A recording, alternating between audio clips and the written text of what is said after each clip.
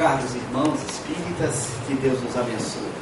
É sempre uma alegria estarmos aqui nessa cidade. Vimos muitas vezes já a Londrina, e principalmente para rever os amigos e conversarmos sobre as obras de Allan Kardec. Aqueles que me acompanham há muito tempo sabem o carinho e o apreço que temos por estas obras, e é sempre para nós motivo de muita alegria poder estudar juntos alguma obra, algum texto de Allan Kardec.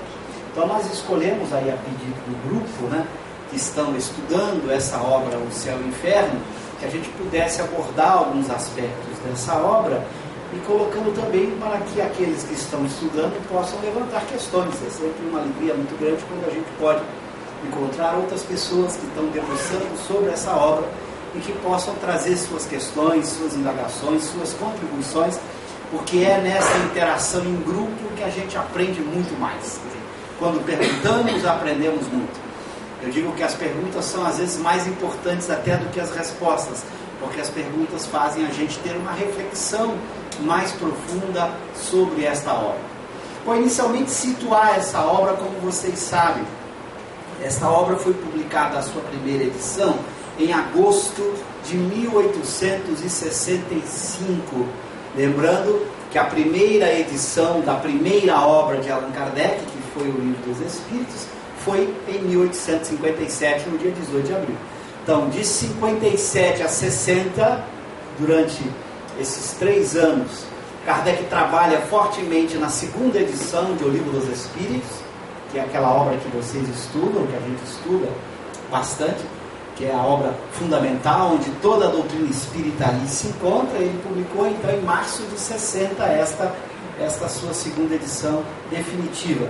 No ano de 58 ele lança a Revista Espírita, em janeiro de 58, onde ele começa os estudos da Sociedade Espírita de Paris com a Revista Espírita, uma obra admirável, que ele vai levar até o mês de sua morte, até março de 69, inclusive publicando até o mês de abril de 69. A Revista Espírita, portanto, foi a última produção de Allan Kardec, em abril de 69, ele escreveu o último fascículo.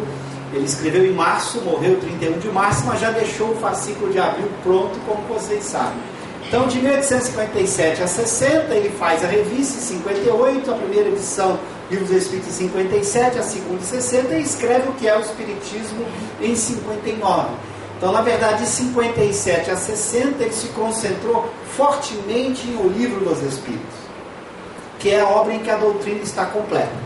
No prefácio dessa obra de 1865, um prefácio que nem todas as traduções têm, porque muitas editoras excluíram o prefácio, que saiu na primeira edição de 65, porque depois teve uma edição nova de 69 do Céu e Inferno, que não tinha o prefácio.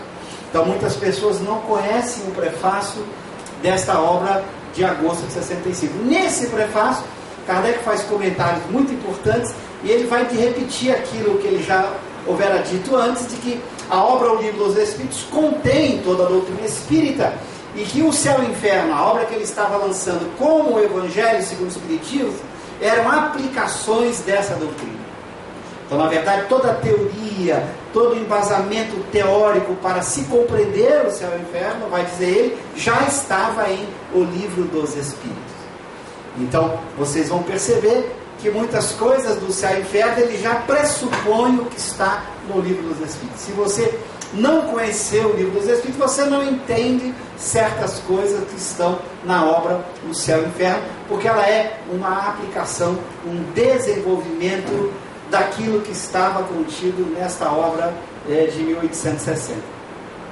Kardec, em especial, vai desenvolver muitas das questões do Livro dos Espíritos, que está ali na quarta parte do Livro dos Espíritos, aquela parte intitulada Das Esperanças e Consolações, e ele vai desenvolver aqui na obra O Céu e o Inferno. Então é muito importante fazer a leitura do Livro dos Espíritos e do Céu e o Inferno, porque vocês vão ver, e eu vou mostrar algumas vezes aqui, a importância do Livro dos Espíritos para se compreender muitas questões que ele passa às vezes mais rapidamente no Céu e Inferno, porque isso já estava bem estabelecido lá em O Livro dos Espíritos. Então esse é o contexto histórico da época. Kardec também, nesse prefácio, vai dizer que esta obra só chegava naquele momento, porque era importante dar tempo ao tempo.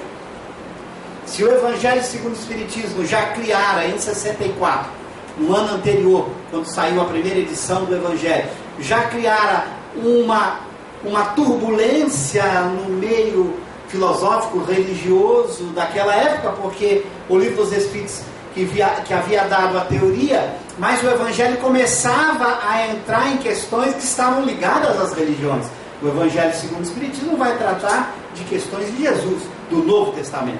Então já era uma entrada do Espiritismo num terreno absolutamente nebuloso, difícil à época, e Kardec vai comentar no prefácio que o céu e o inferno só podia nascer depois mesmo do Evangelho, porque já tinha enfrentado todas aquelas dificuldades, e agora o céu e o inferno, diz ele, ainda vai tratar de questões mais graves ainda, porque vai tratar de questões próprias das religiões, como o céu, como o inferno, que eram questões próprias das diversas religiões daquela época, como continuam sendo questões de hoje. Então era uma obra de Kardec que precisava vir no momento certo. Não lá no começo do Espiritismo, em 60, mas esperar alguns anos, só em 65, que essa obra foi escrita e colocada à disposição de todos. Então é uma obra admirável, como todas as obras de Kardec, e que exige da gente um estudo um pouco mais detalhado. Claro que hoje a gente... Por isso eu fico até feliz de estar aqui um grupo grande de pessoas, porque para estudar não é fácil, né? Está cada vez ficando mais raro o estudo nesse país. No mundo também, muitos amigos de fora comentam as dificuldades nas universidades, nas escolas com o estudo. Parece que a gente perdeu um pouco o prazer, a alegria de estudar. E o volume de pessoas que estudam ainda é muito baixo, lamentavelmente. Mesmo nas universidades, a gente que está no meio universitário acompanha isso, a reclamação dos professores, que não conseguem mais fazer os alunos estudar. Quem é professor aqui sabe bem do que eu estou falando, a dificuldade de colocar os alunos para estudar nas universidades. Imagina que o aluno está estudando com um interesse profissional. Quer dizer, tem uma coisa profissional financeira envolvida, porque ele precisa daquela profissão para melhorar de vida, e mesmo assim a dificuldade de estudar está muito grande. Professores estão sofrendo muito com isso. Ou imagina a gente que não tem interesse financeiro nenhum. A dificuldade de fazer as pessoas num sábado, num domingo, em que o mundo oferece tantos atrativos, tantas diversões, tantas distrações, as pessoas virem estudar um livro, aprofundar um texto de um autor que escreve bem, que escreve com profundidade. Então, parabéns a vocês por estarem aqui estudando Allan Kardec nesses momentos tão complicados, de tão pouco estudo que a gente encontra por aí. Mas quem se dedica a estudar, nós sabemos, ganhamos muito com isso. O estudo ainda é um dos caminhos mais importantes para a gente compreender a nós mesmos, compreender melhor a vida, ter a lucidez para viver melhor, para decidir os nossos caminhos. Estudando a gente se torna melhor, porque aprendemos a fazer escolhas mais adequadas. Por isso a importância do estudo para aprender a viver melhor. Sócrates já vai dizer na sua época que uma vida não examinada não vale a pena ser vivida. Uma vida que você não reflete sobre ela, que você não pensa sobre ela, que você não planeja, que você não constrói um projeto de vida, não vale a pena ser vivida. Não é viver por viver, mas viver segundo um posicionamento filosófico que lhe garanta uma felicidade genuína. Essa é uma proposta de vida que todos devemos seguir. Kardec nos propicia isso. Uma filosofia de vida espetacular, que é a ciência e a filosofia espíritas. Então, nós temos aí muito o que fazer. O que eu vou fazer inicialmente? Aqui está a contracapa da obra O Céu e o Inferno. O céu e o inferno, a justiça divina segundo o Espiritismo. Allan Kardec tomou sempre esse cuidado, porque se você botasse o termo céu e inferno, vocês poderiam perguntar, mas segundo quem? Segundo Dante? Dante tem uma obra sobre o inferno.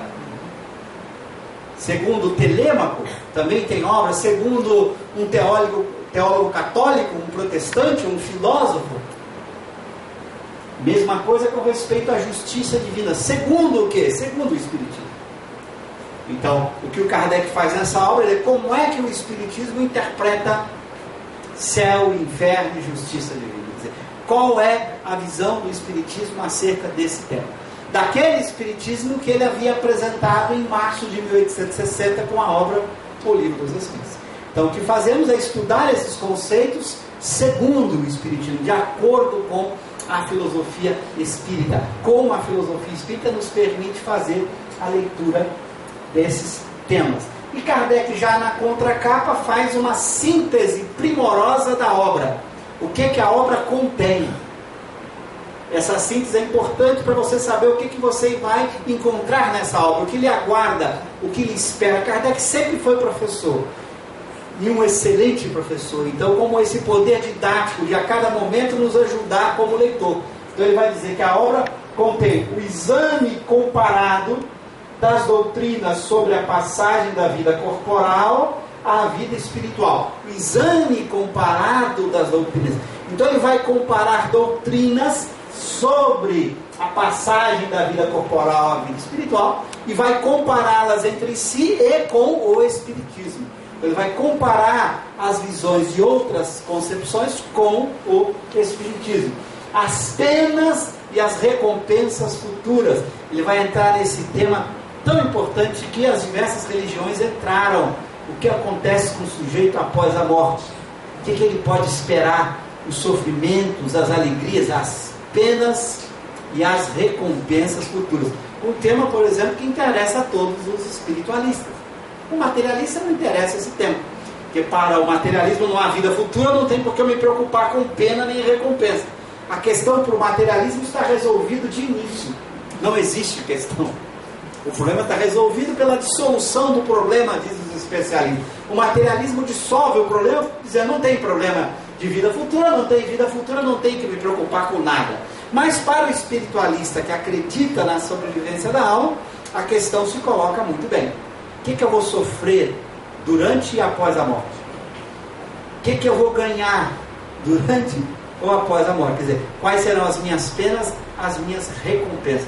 Aliás, tema que todos nós, espiritualistas que somos, e espíritas em particular, deveríamos nos preocupar. Talvez um dos temas mais importantes para todos nós. Porque se você faz uma conta simples, nós passamos muito pouco tempo na vida corporal. A gente não se dá conta disso. Os lapsos de tempo que nós passamos na vida corporal são mínimos comparados com o tempo que nós passamos na vida definitiva, verdadeira, que é a vida espiritual. Então, se você vai passar muito mais tempo lá do que aqui, você deveria se preocupar muito mais com a casa na praia que você vai ter lá, não com o que você vai ter aqui. Não é tão importante. Porque aqui vai durar muito pouco a sua estada. A nossa estada de 60, 70, 80 anos não é nada. Nós passamos 60, 70, 80 anos e milhares de anos do lado de lá. Então, preocupar-se com o que vai acontecer lá deveria ser uma preocupação diária. Eu vou passar lá uma parte da minha vida. Aqui eu vou passar muito pouco. Então eu tenho que me preocupar muito com lá. Por isso esse tema é muito importante. Saber o que vai acontecer comigo do lado de lá. Porque é lá que eu vou viver a maior parte do tempo de minha vida de espírito.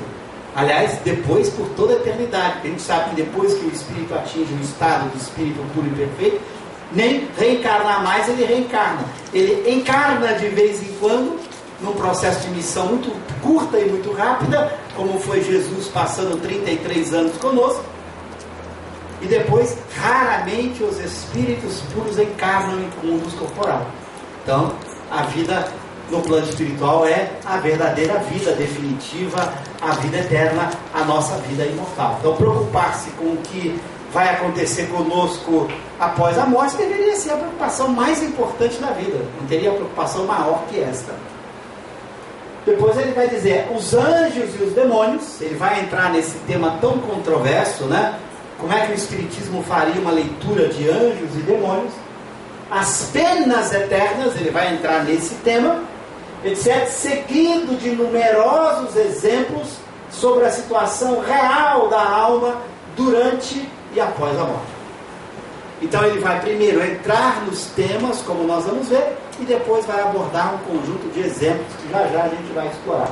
E ali ele coloca uma frase que sintetiza muito bem o que nós vamos encontrar no texto, ele coloca uma frase lá do Velho Testamento de Ezequiel, que diz: eu juro por mim mesmo, diz o Senhor Deus, que não quero a morte do ímpio, mas que quero que o ímpio se converta, que deixe o seu mau caminho e que viva. Essa frase resume muito bem a doutrina de céu e inferno que vai estar nesse livro.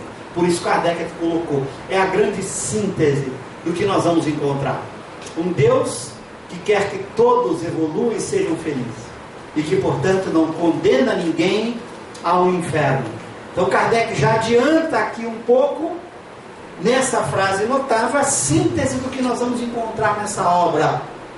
Uma vida de oportunidades, de crescimento, de desenvolvimento, em que cada um de nós tem sempre a oportunidade de avançar, de crescer, lutando contra as imperfeições, num processo permanente de progresso. Então Kardec bota essa frase de Ezequiel, para você já saber, opa, o que ele pensa sobre o tema. Então aqui já tem uma síntese dele do que ele pensa sobre céu e inferno, nessa frase bíblica do Ezequiel. Bom, vejamos lá. Nós vamos encontrar então, tanto a partir da capa quanto do prefácio desta primeira edição. Quem quiser ler o prefácio pode entrar no site do ipak.com.br, e lá Céu e Inferno, prefácio, você tem lá o prefácio desta edição de agosto de 65. Eu tenho aqui uma tradução, a Miriam podia pegar. Não é só da fé, olha, eu trouxe aqui uma tradução. Aí eu sempre digo, tradução é melhor você ter mais que uma, não leia uma só, leia várias. E quando estiver estudando, pegue 2, 3 traduções. Essa aqui, por exemplo, da contracapa, como vocês veem, e entra direto no capítulo 1. Não tem o prefácio. A maior parte das traduções pularam o prefácio, porque se basearam na edição de 69 e não na primeira edição de 65, onde o prefácio estava presente. Bom, quando você olha o prefácio e olha a contracapa, você já vê a estrutura da obra. O que a obra contém? Ela tem uma primeira parte que Kardec deu o título Doutrina, onde no prefácio ele explica, ele vai dizer: a primeira parte desta obra, intitulada Doutrina, contém exame comparado das diversas doutrinas sobre o céu e o inferno, os anjos e os demônios, as penas e as recompensas futuras. Olha que poder de síntese. Numa única frase, ele sintetiza tudo que ele vai trabalhar na primeira parte do céu e inferno. Um exame comparado, ele vai comparar diversas filosofias. Em que tema? Sobre o céu e o inferno, sobre anjos e demônios, sobre as penas e recompensas futuras. É isso que ele vai fazer.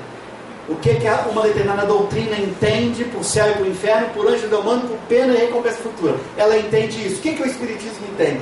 Então ele vai comparar com a proposta espírita. O objetivo é mostrar o quanto o Espiritismo, apoiado no Livro dos Espíritos, nos permite uma compreensão muito diferente, muito especial dessas doutrinas. E aí você escolhe com quem você quer ficar. Então Kardec tem sempre essa preocupação, apresentar o seu ponto de vista, e você escolhe com que ponto de vista você deseja ficar. Mas ele não deixa de apresentar o ponto de vista espírita sobre o tema, segundo o Livro dos Espíritos. E é interessante você fazer essa comparação. Até hoje você poderia pegar teólogos, espiritualistas que discutem esse tema e também fazer a comparação. Que Kardec compara com as doutrinas religiosas do século XIX. Muitas religiões surgiram, muitas filosofias espiritualistas surgiram depois. Então você poderia comparar o que o Espiritismo diz, segundo Kardec, com também essa doutrina. É assim que a gente vai aprendendo a entender melhor os conceitos. Quando eu comparo, eu entendo melhor, eu compreendo melhor as diferenças, os caracteres fundamentais. Quer dizer, todas as vezes que você faz um estudo comparativo, o seu grau de compreensão melhora. Se você simplesmente lê o seu conceito direto, não compara com outro, às vezes você não tem uma compreensão tão clara. Quando compara, você fala: opa, eu não tinha notado esse detalhe, não tinha visto essa diferença, não tinha me atido a esse problema em especial aqui. Então a comparação é sempre uma forma muito inteligente de estudar, muito didática, para você ter mais clareza sobre os conceitos envolvidos. Depois diz ele, o livro tem uma segunda parte, onde vai dizer ele, a segunda parte encerra inúmeros exemplos, apoiando a teoria, ou melhor, que serviram para estabelecer a teoria. Aí vem o grande estudioso Kardec, que como o Espiritismo é uma ciência ela é feita de uma teoria e de uma experiência. Então eu não posso simplesmente falar sobre o céu e sobre o inferno segundo o Espiritismo, sem partir para o laboratório, para a experiência. Então tudo que está na teoria vai ser consequência das experiências. Que experiências? Evocando os espíritos. Kardec quer saber o que acontece com o suicida após a morte. Penas e recompensas futuras dos suicidas. Ele vai ficar lá imaginando o que acontece com o suicida? Ele evoca suicidas de vários tipos, vários suicídios diferentes, com contextos diferentes, com motivos diferentes, com razões diferentes, e pergunta a esses suicidas como é que eles estão vivendo lá de lá, como eles se sentem, qual é o estado em que se encontram, que tipo de dores eles passam, que tipo de sofrimento. Está lá, está aqui. Ele pega alguns exemplos. Na Revista Espírita tem dezenas de outros exemplos que ele faz. Então esses exemplos são exemplos, como ele vai dizer no prefácio. Eu podia ter botado milhares de exemplos, mas eu escolhi os exemplares. O que é isso? Exemplos que reflitam um conjunto de características próprias de cada suicídio. Ele procurou, pelo agrupamento do exemplo, escolher exemplos em que você tem as características de suicídios diferentes, o que ocorre com esses suicídios, dadas essas características diferentes. Então você tem ali meia dúzia de exemplos, mas são exemplos que tem que ser estudado com muita profundidade, porque eles refletem um conjunto de características de milhares de exemplos de suicídios. Então veja, não é o Kardec simplesmente dizendo da cabeça dele, do pensamento dele.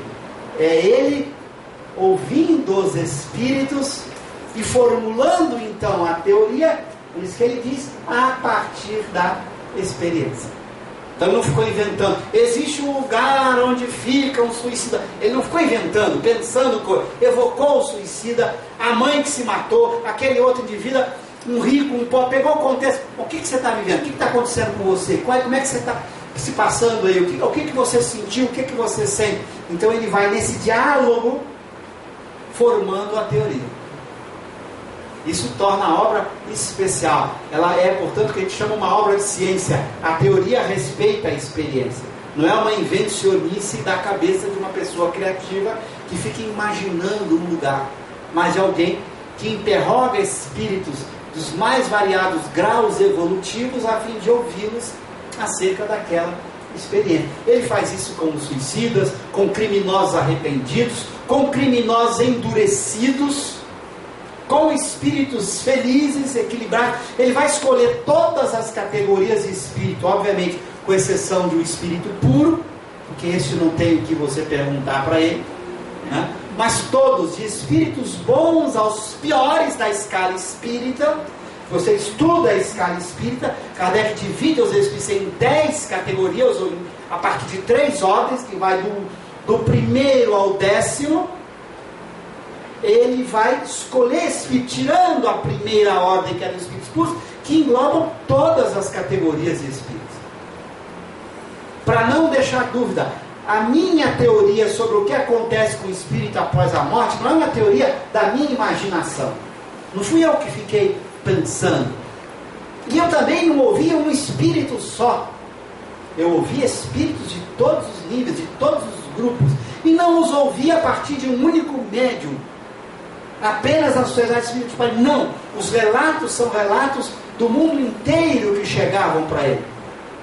Então ele buscou fazer esse estudo com todo cuidado, para que a sua teoria fosse um reflexo da experiência. Por isso esse cuidado que ele tem, e que a gente sempre realça como muito importante. No Espiritismo, teoria e experiência caminham juntas.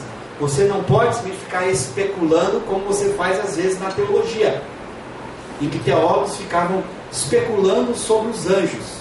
como é que os anjos viveriam no céu, de que maneira era o céu, se eles tinham asa, de que era feito a asa, se a lava podia derreter, se eles caminhavam. Todo mundo especulando sobre, até que o vulgo popular, o povo, costumava dizer, vamos discutir o sexo dos anjos. Até essa expressão ficou. Por quê? Porque na verdade era assim, você ficava inventando, imaginando como seria a vida após a morte. Aí vai lá um imaginar o inferno, com suas fornalhas, aí começava a imaginar o tipo de fornalha, de que era feito. Aí alguém perguntou, mas peraí, mas se o sujeito fica dentro de uma fornalha, ele vai se queimar. Se ele se queimar, ele vai desaparecer. E aí como é que fica? Não, é um fogo que queima, mas não destrói. Porque se destrói. E começa a inventar mil coisas sobre o céu, sobre o inferno, sobre o purgatório, sobre o limbo. Toda a teoria que era da imaginação, cada um com mais imaginação que o outro. Kardec, não vou fazer isso não é ciência. Eu vou ouvir quem vive lá. Agora que a ciência espírita estabeleceu, desde o Livro dos Espíritos, a comunicabilidade dos espíritos, vamos ouvir. Mas também não vamos acreditar em todos, que há espíritos que nem sabem o que estão se passando. Muito parecido conosco, quando Allan Kardec vai dizer, na Terra também ocorre isso. Você faz perguntas às pessoas diferentes, as respostas são muito diferentes. E nem sempre a pessoa sabe explicar muito bem aquilo que ela faz, ou aquilo que ela está vivendo. Isso é muito comum, você tem que buscar, de acordo com a pessoa, o tipo de pergunta apropriada para ela. Kardec vai perguntar, só para dar um exemplo, para a gente não ficar no abstrato, ele vai evocar um espírito de um glutão. Coisa boa, né? Glutão, gosta de comida, come muito. E ao evocar esse espírito de nome Baltazar, Kardec, ao evocá-lo, ele já chega dizendo, poxa vida, quebrei a mesa farta. Ele já chega cobrando que lá, na reunião a que ele foi evocado, não tinha uma mesa farta, quebrei a mesa farta. E Kardec vai então fazer um diálogo com ele. O Kardec vai fazer várias perguntas para esse glutão. E você vai percebendo na construção das perguntas que Kardec vai fazendo, o cuidado que Kardec tem para com as perguntas para ter as respostas adequadas. Por quê? Porque de acordo com a pergunta, Kardec pergunta para ele se ele tinha estômago. Ele fala, tem estômago. O Kardec fala, pô, mas ele já havia perguntado antes a vários espíritos que relatavam que nós não temos estômagos após a morte. Aí o Kardec pergunta, vem cá, mas você tem a necessidade de comer? E Kardec explica para ele a pergunta. Peço a você que, se tiver dificuldade em entender a pergunta, peça ajuda a um espírito superior. Mas entenda bem o que eu estou te perguntando. Eu não estou perguntando se você deseja comer. Eu estou perguntando se você tem necessidade de comer. Aí o Baltazar responde, necessidade não. Só desejo. E é por isso que ele se frustra. Porque o desejo não pode ser realizado. Então Kardec vai entendendo que ele tem a aparência de estômago, porque como ele pensa no estômago, o perispírito se molda a seu pensamento. Então para ele vai, eu tenho estômago. Mas se ele não tem a necessidade, ele não tem o órgão. É o órgão que dá a necessidade. Se eu não tenho necessidade, eu não tenho o órgão que prova. Se eu tivesse estômago, eu teria necessidade de comer. Aliás, você está aqui, tem necessidade de comer? Sim. Porque tem um estômago. Corte ele fora que para de existir. Claro que você morre também, mas corte o estômago. A necessidade é dada pelo órgão. Então Kardec, ao invés de perguntar, você tem estômago? Ele responderia, tenho. Porque ele forja na mente a aparência que quiser. E ele confunde a aparência com a realidade. Então Kardec muda a pergunta, você tem necessidade? Ele diz, não. E Kardec ainda explica para ele a pergunta, para que se ele não entendesse. Ó, não estou falando do desejo. Todos temos desejo de muitas coisas. Eu estou lhe perguntando se você tem a necessidade de comer. Bom, se ele não tem a necessidade, ele não tem órgão, porque o órgão é que dá a necessidade. Se ele tivesse o órgão, ele tinha que fazer o órgão funcionar. É por isso que a gente tem estômago, tem que fazer o estômago funcionar, senão você morre. Né? Então Kardec vai, ao longo de vários exemplos na revista, mostrando como você tem que tomar cuidado com as perguntas. E eles já aprenderam isso no livro dos Médiuns, quando ele vai perguntar assim: quando os espíritos começaram a fazer movimento nos objetos, por exemplo, e muitos médiuns viam mãos, o que era mais natural? Se você tem uma mão, espírito, e se você vê um objeto se movendo, e se o médium está dito que está vendo uma mão, qual é a teoria para explicar o movimento do objeto? Muito simples. O espírito pegou o objeto com suas mãos e está levando para algum lugar. E o Kardec já perceberam aí no livro dos Médiuns o equívoco disso, porque ele vem e fala, começa lá no capítulo da teoria das manifestações físicas. Vamos lá no livro dos Médiuns, teoria das manifestações físicas. E Kardec começa, bom, já que os médiuns têm visto espíritos com suas mãos, já que ele move objetos, então é com as mãos do espírito que ele levanta os objetos? O Erasto, São Luís, não é assim. O espírito não pega nenhum objeto com as mãos. Bom, nós vamos entender porque ele sequer tem mãos no sentido de um órgão que pudesse fazer isso. Ele não tem mãos. Como não tem nenhum outro órgão. Então, aí ele vai explicar a teoria. Como é então que o objeto é movido? Aí São Luís vem explicando. Olha que teoria, Kardec, ninguém imaginou essa teoria. Há um fluido emitido pelo médium que se combina com um fluido emitido pelo espírito. Esse fluido envolve o objeto e esse obedece à vontade do espírito. E se move obedecendo à vontade. Não, o espírito pode estar lá embaixo, o objeto aqui, o médium sentado ali. Não há nenhum órgão, nenhuma mão colocando sobre o objeto. Então, São Luís vai explicar toda a teoria das manifestações físicas. Então, Kardec já estava acostumado à forma como ele tinha que perguntar e colocar as questões. Porque era muito natural achar que fosse a mão. E os espíritos, não é a mão, não é assim que os fenômenos funcionam, não é assim que os espíritos interagem. Então, é desse jeito, fazendo as perguntas a diversos espíritos diferentes, e de acordo com a conversa, saber o que perguntar. Kardec vai comentar. Às vezes a gente não sabe fazer a pergunta e o espírito responde de um determinado jeito e você precisa saber melhorar a sua pergunta para entender a forma da resposta. Como ele faz com o Baltazar, ele vai comentar, está vendo? Os espíritos não têm necessidade de comer, eles não se alimentam, porque não tem órgãos para se alimentar, como ele vai dizer lá na mensagem do Baltazar. Então veja que ele foi conduzindo, e ele faz isso aqui ao mesmo tempo. Ele vai perguntar sobre dores, que tipo de dores os espíritos sentem? Ele vai fazer as diversas perguntas sobre isso. Então ele vai colecionar um conjunto de dores e sofrimentos, e ele vai mostrar isso pelas perguntas que ele está fazendo. Então vocês têm que estudar a teoria e não pode deixar de ir olhando muito bem as perguntas, os diálogos que ele faz, para você entender por que a teoria foi construída daquele jeito, porque ela tem que bater, ela tem que corresponder ao que está na experiência. Isso torna essa obra uma obra muito especial, porque agora você tem muitos exemplos, metade da obra é sobre exemplos.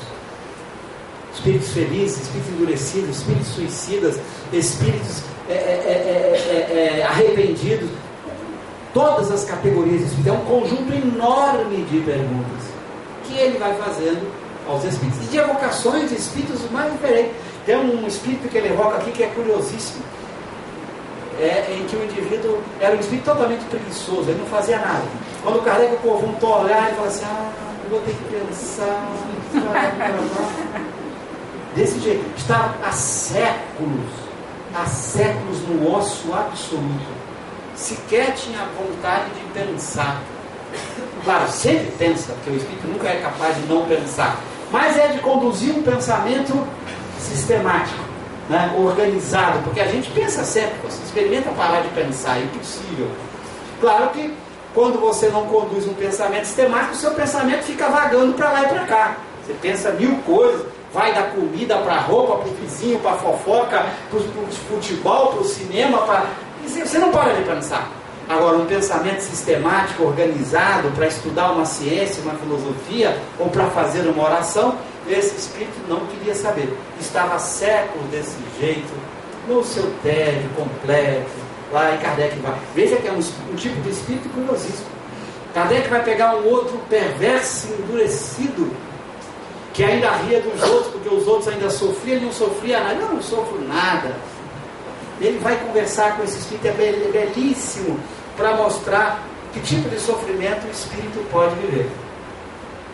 Então é uma obra admirável, como vocês que estão no grupo estudando, estão no passamento. O passamento é o começo dos exemplos, é o primeiro capítulo antes dos exemplos. A hora que vocês terminarem o passamento, vocês vão entrar nos exemplos e vocês vão ver a grandiosidade que é a reflexão. Mas não percam nenhuma frase, se aprofundem em cada frase do relato, porque naquela frase tem algo denso e especial. Kardec soube muito bem selecionar para poder esgotar todas as classes, tipos e situações possíveis de você ter um espírito ali. Então ele é muito lúcido nessa escolha dos exemplos, para que a gente tivesse um embasamento muito claro do que é a vida após a morte. Eu vou tentar adiantar alguma coisa ali para frente, mas depois vou passar. Só uma questão, você falou para entender sobre a alimentação dos espíritos, ele evocou o Baltazar. Isso. O espírito imperfeito. Não, esse é um deles. Um deles. Um Para falar de como mover os objetos, quem falou foi Erasto. Era São Luís lá no Livro dos Médios.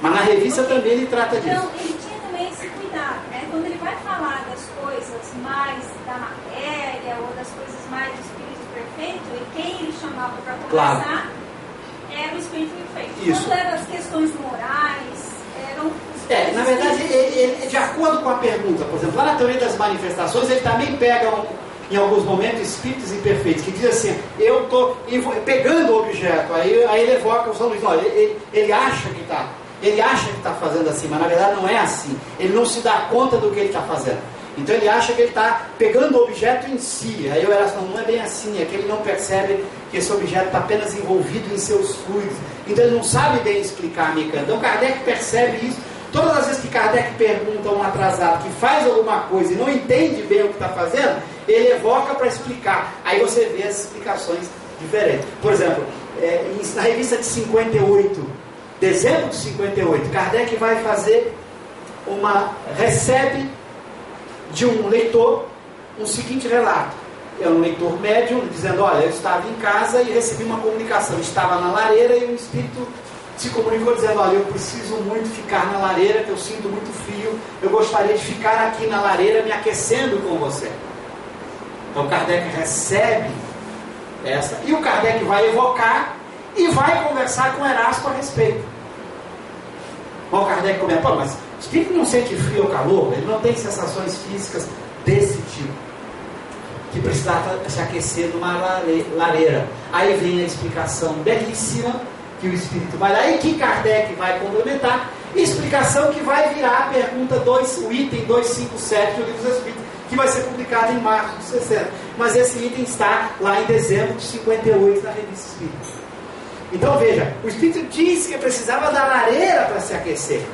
Bom, se ele precisa da lareira, ele tem um corpo físico como o nosso, que precisa trocar calor.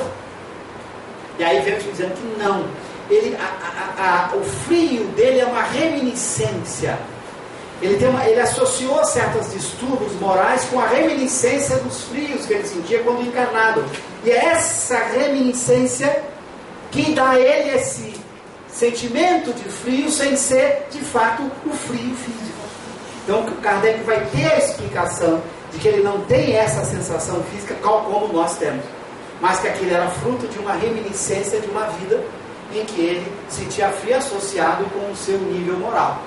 Então, o Kardec recebe a questão. Veja, se você pegasse simplesmente do espírito inferior, parasse ali, o que você ia concluir? Bom, se ele precisa se aquecer numa lareira, ele precisa do fogo, ele troca calor conosco, então ele tem um corpo semelhante a nós, que interage como nós, que precisamos receber o calor do sol, o calor de uma lareira, ou o calor produzido nas reações químicas internas do nosso corpo. Então, Kardec não parou ali, por quê? Porque ele tinha uma teoria antes, ele já havia estudado o assunto, e ele precisava, então, submeter aquele assunto à teoria. Onde está errado? Esse linguajar ou a nossa teoria? Aí ele vai, e aí vem o espírito explicando cada um dos pontos que aquele espírito inferior colocou, mostrando qual era a teoria das sensações dos espíritos. E Kardec vai, basicamente, dividir em dois grupos. Você tem as sensações de reminiscências, que é muito comum. Se diz assim, eu estou com fome. Ele não tem necessidade de comer, não tem órgãos, não pode ter fome como necessidade. Porque se você tivesse fome como necessidade e não comesse, você poderia adoecer ou morrer. Né? Então ele não tem nem a fome como necessidade, mas ele tem o desejo, proveniente da reminiscência que ele teve em vidas anteriores. Então você tem algumas das sensações nossas como reminiscência, diz Kardec. Outras durante o período de perturbação espiritual que vocês estão estudando, que é o chamado passamento. Por isso esse capítulo passamento está ali. Porque para explicar muitos dos sofrimentos dos espíritos, você tem um período do passamento em que ele ainda está vinculado à matéria de alguma maneira, em que alguns reflexos materiais têm força muito grande nele. Quando Kardec vai comentar nesse mesmo artigo de dezembro de 68, ele diz lá o espírito que ele evocou de um suicida, que sinto os vermes a me corroerem. E Kardec conversa com ele, depois conversa com São Luís, para entender que, na verdade, ali não se tratava de uma reminiscência.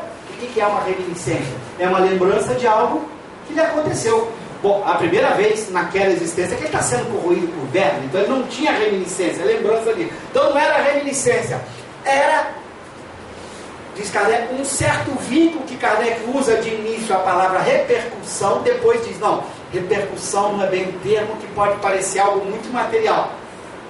É, antes de tudo, uma visão do que está acontecendo no seu corpo físico, mas como ele se prende tanto ao corpo físico, esta visão lhe causa todo aquele sinto os vermes e corroer. Quando na verdade Kardec, os vermes não estão corroendo nem o seu perispírito, nem o seu espírito, porque ele não tem uma estrutura material que pudesse ser corroída. Então veja, nesse exemplo, o Kardec faz as duas coisas, conversa com o espírito suicida e conversa com o outro espírito para entender aquela explicação. Se você conversasse só com os imperfeitos, como Kardec vai observar, você não teria doutrina nenhuma. Porque muitos discordam entre si, cada um fala uma coisa. Kardec vai perceber isso no início, quando foi discutir alma. Cada espírito dava uma definição de alma diferente. Era um Deus nos acuda. Se ele pegasse tudo aquilo, ele nunca faria uma ciência como o espiritismo, porque as pessoas dão informações erradas, cada um fala do que sabe. Parecido com o que ocorre quando a gente que é formado, às vezes na academia, faz um curso bem feito e você escuta essas revistas, a televisão, o jornal, quando quer falar alguma coisa, fala, meu Deus do céu. Cada um fala uma patada porque não conhece o assunto. Se você fosse pegar tudo aquilo, você ia achar que aquilo era aquele conceito de física, é aquilo, não é. Por quê? Porque ele não perguntou à pessoa que realmente domina aquele assunto. Ele ouviu muita gente diferente. E Kardec então teve esse cuidado. Peraí, esse aqui sabe até aqui. É interessante o Baltazar relatar que tem o desejo de comer. É muito importante saber que certos desejos nós levamos conosco. Mas é muito importante que o próprio Baltazar explicasse, eu não tenho necessidade de comer. Para que você entendesse a diferença entre ter a necessidade e ter o desejo. E depois, é claro, ele vai ter as diversas explicações que os Espíritos dão a respeito. Então essa obra tem essa riqueza, em que ele é capaz de comparar tanto a resposta dos Espíritos imperfeitos, quanto a resposta dos Espíritos superiores, que sabiam melhor como o processo se dá. Mas por que ele precisava de um imperfeito? Para não ficar dúvida. Porque às vezes tem pessoas que dizem assim, Cosme, quando você fala que não tem órgão, Kardec está falando isso só dos espíritos superiores. Os superiores não têm, mas os inferiores têm. Então é preciso mostrar as evocações que eles fazem dos inferiores, e os inferiores estão dizendo isso. E não os superiores. Você podia sempre achar, não, o superior não tem nem mais, o perispírito se confunde com o espírito, não é? Mas no inferior tem. Não. Por isso que ele faz questão de entrar em certos diálogos com o espírito inferior. Ele vai dizer, para certos assuntos é melhor você perguntar para eles, porque eles estão vivendo aqui, para você entender aquela realidade. Ele fala, se você quer entender do subúrbio, você vai perguntar ao sujeito da capital, você vai perguntar ao cara que vive lá no subúrbio. Você quer entender acerca de paixões grosseiras, você pergunte quem está vivendo com essas paixões grosseiras. Então Kardec fez isso, foi lá. Eu vou perguntar ao espírito superior como é que sofre um suicida, tudo bem, ele vai me dizer, mas eu sempre vou ficar na desconfiança. Ah, o Espírito superior diz que o suicídio é assim. Não é melhor aí se eu posso evocar o suicida, Então ele vem e evoca os suicidas, vários deles. Alguns, inclusive, logo imediatamente após o suicídio. Outros que suicidaram muito. Você vai ver o exemplo de casos que ele dá, é impressionante. Tem suicidas recentes como suicidas de muito tempo atrás. Ele quer escolher uma variedade de casos tão grandes para que você tenha uma clareza muito grande do que acontece com o suicida. E não de um suicida particular e único, mas de vários tipos de suicidas. É o que ele vai fazer no Céu e no Inferno. E na revista tem mais de dezenas de outros casos de evocação de suicídios, em que ele vai então mergulhando no assunto dessa forma especial. Eu não vou ouvir a opinião de um, de dois, vou tentar entender o processo inteiro, vou consultar os espíritos mais esclarecidos e vou comparar tudo.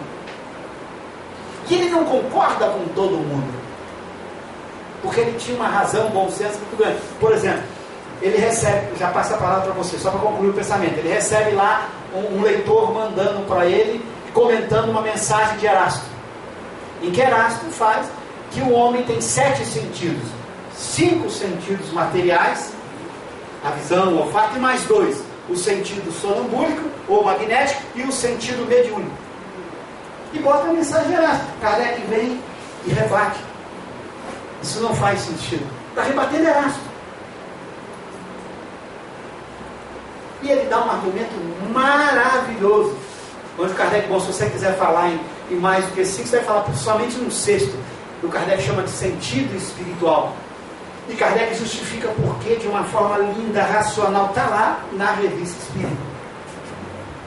Então veja, Kardec tinha esse cuidado. Ele passava tudo pelo crivo da análise crítica, do que o Espiritismo já estabeleceu, já fundou. Ele mostra, o estado sonambúlico ou magnético é um caso especial de mediúnico.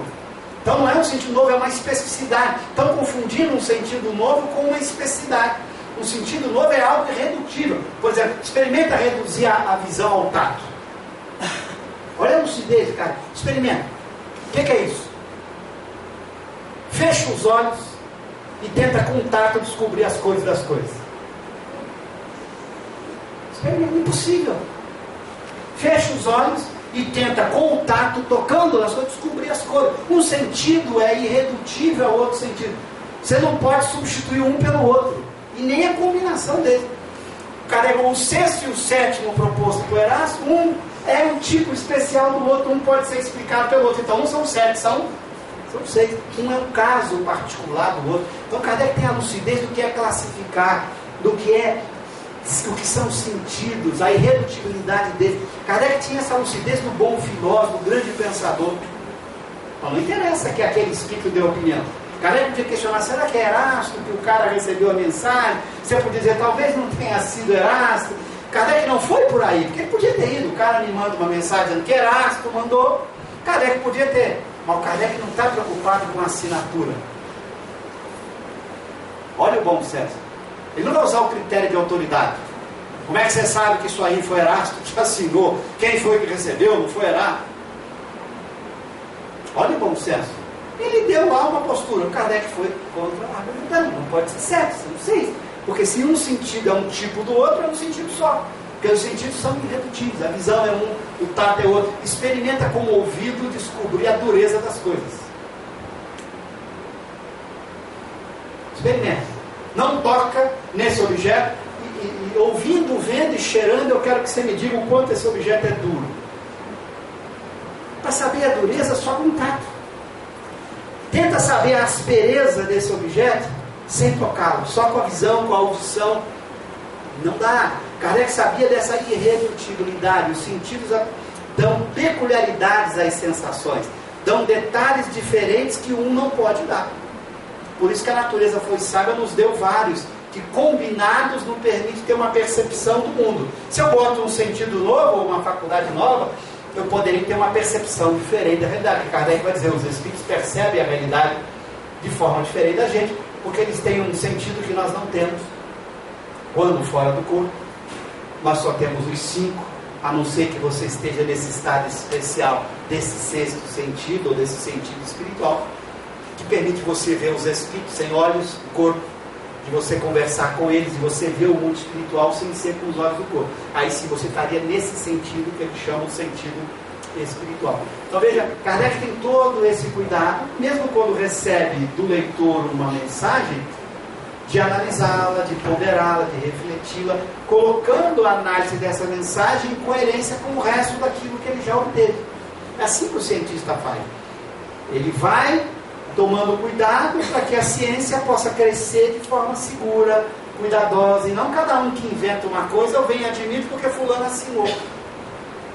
Imagina, se Kardec tivesse aceitado, ele está lá, tipo, nós temos 7 sentidos, ia começar a fazer essa discussão. Então, não é por aí, ele não aceita, ele dá o seu argumento. Se você discorda, apresente um contra-argumento. Por exemplo, Kardec tem uma discussão forte com os homeopatas, forte na revista espírita. Porque na época tinha homeopatas defendendo a tese de que podiam curar a moral dos indivíduos com remédio. Que você podia alterar o caráter das pessoas com remédio. Se o cara é mau, poderia ficar bom. E Kardec tem uma discussão longa com os homeopatas, dizendo que os valores morais são da alma. Não há remédio para curar a alma, senão o esforço próprio, a luta, o trabalho de enfrentar as paixões. E Kardec dá os seus argumentos. Então ele faz, bota um artigo, dá os argumentos. Aí um outro médico muito bom, admirado, pega um outro quando faz um artigo tremendo contra Kardec. Botando todos os seus argumentos. E Kardec então na revista bota um artigo enorme desse cara e escreve 2 parágrafos. Olha, tudo que ele disse eu ainda continuo dizendo a minha posição. Mas eu sugiro que ele escreva um livro sobre o assunto. E deixe a comunidade toda discutir. Quem sabe no futuro vai dizer se eu estava certo ou se ele está certo. Olha o bom senso. Veja a humildade, o respeito à opinião do outro. Ele foi até onde estava. O outro não se convenceu de forma nenhuma. Ele falou, ele não vai continuar. Ele não está disputando, ele vai dizer isso no prefácio da revista de janeiro de 58. Discutiremos, mas não disputaremos. Olha a sabedoria. Ele colocou a opinião do médico sem tirar uma vírgula. O texto é enorme na revista, porque ele transcreveu a carta inteira do sujeito, metendo o pau na hipótese kardeciana, mostrando que ele fez a experiência, tudo provável que você pode mudar o oral. Kardec escreveu tudo. No final, bota 2 parágrafos de comentário. Tudo que eu disse no artigo anterior, eu mantenho. Não acho que nenhum argumento que ele deu muda o que eu falei, mas sugiro ao doutor, fulano e tal, pessoa respeitável do meio médico, que escreva um livro, que coloque tudo isso no livro e deixe para que a comunidade científica possa debater e quem sabe no futuro vemos quem tem razão. Então esse é o bom senso, a humildade, o equilíbrio desse homem, que defendia as suas teses com argumentos, mas sabia ouvir e deixar para que as outras pessoas pudessem falar. Por favor. Não, sobre o passamento, foi colocado aí que tem espíritos que ficam milhares de anos lá do outro lado. Existem também aqueles que, não sei, parece que reencarnam com uma rapidez muito grande. Isso seria por mérito, por livre-arbítrio, por que tem uns que ficam, sei lá, milhares de anos dentro da nossa concepção de tempo? Perfeito. Primeiro, o problema do passamento. O passamento é a passagem durante a morte. Esta passagem, que é o tempo que demora do momento em que o corpo dá o seu último suspiro, a chamada morte clínica, até o momento em que o espírito deixa de sofrer as influências desta morte, desta vida. Então isso Kardec pode durar de 1 segundo a muitos anos, de acordo com esse espírito que morreu, com o tipo de morte que ele teve. E aqui, se a gente entrar só no passamento, ficaria um seminário a tarde inteira mostrando cada um dos itens que ele analisa, tanto do ponto de vista do tipo de morte, quanto do tipo de vida que o cara levou. Ou seja, a passagem, o desligamento completo, a ponto de não mais sofrer a influência desta vida terrena, deste corpo físico, varia de indivíduo para indivíduo. Que Kardec diz, pode ser nulo ou pode demorar anos. Alguém ainda pode sentir preso ao corpo durante anos. Mas é sempre finito. Ou seja, esta passagem é sempre finita. Chega um momento em que ele realmente perde todo esse vínculo com o corpo antigo, com o corpo que ele viveu na Terra. Então, ela sempre acontece. Agora, depois dessa passagem, esse espírito está agora no plano espiritual. Eu estou supondo que ele está agora já lá. Passou esse processo de passagem. Que é aí que, por exemplo, ele sofre muitas dores Ele tem muitos problemas que não são reminiscências. E é aí que Kardec vai discutir com detalhe que tipo de sofrimento esses espíritos passam. Lembrando que são sempre sofrimentos ligados à sua visão, à sua ligação, mas nunca, o Kardec vai dizer, são sofrimentos em órgãos corporais. Isso é algo muito importante. Vocês vão descobrir que Kardec tem uma tese muito firme quanto a isso. Não é o cara ter um tiro no estômago, vai ficar com o estômago do perispírito furado, lesado. Para Kardec não há estômago no perispírito. Então não pode ficar lesado o estômago do perispírito. Pode, durante o passamento, devido à visão que ele tem das dores estomacais que ele esteja no corpo, diz Kardec, ele poderia, ainda durante o passamento, ter toda aquela visão de dor, ou aquele sentimento de dor que ele sentiu no corpo. Mas durante o passamento, não que ele tivesse com o perispírito desse lesado e que aquele órgão ali fora lesado. E Kardec dá vários argumentos para isso. Um deles, por exemplo, é o argumento da forma, né? Você aceita a tese, que todos aceitam, de que o perispírito assume a forma que o espírito queira. Não é isso? Então, Rosana, assuma a forma da chama. Para onde foi o seu estômago?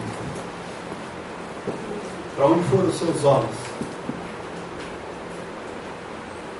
Quando você assume a forma humana tem olhos, braços, pernas, etc. Então você fala, poxa, a Rosana tem olhos, porque ela, na forma humana você aparece com os olhos. O cara vai dizer, você aparece com os olhos, mas não enxerga com os olhos, porque é só aparência, não são órgãos. Então você não pode cegar um espírito cegando órgãos, porque ele não tem órgãos. Mas aí você fala, bom, mas então, suponha que ele tivesse órgãos. E quando ele muda de forma para chama, o que ele faz com os olhos? Chama tem cabeça? Chama tem estômago? Tem perna? Tem braço? Bom, o que aconteceu com os órgãos? Se fossem órgãos, o que é um órgão? Algo que não depende, que tem uma existência independente. Por que eu não mudo de forma todo no corpo físico? Mudar de forma até posso. Vocês já viram alguém mudar de forma? É possível. Pega um trator, passa em cima de você, pode ficar em forma de pastel. Pode ficar em forma de pastel. Só que os órgãos morreram todos, desapareceram todos.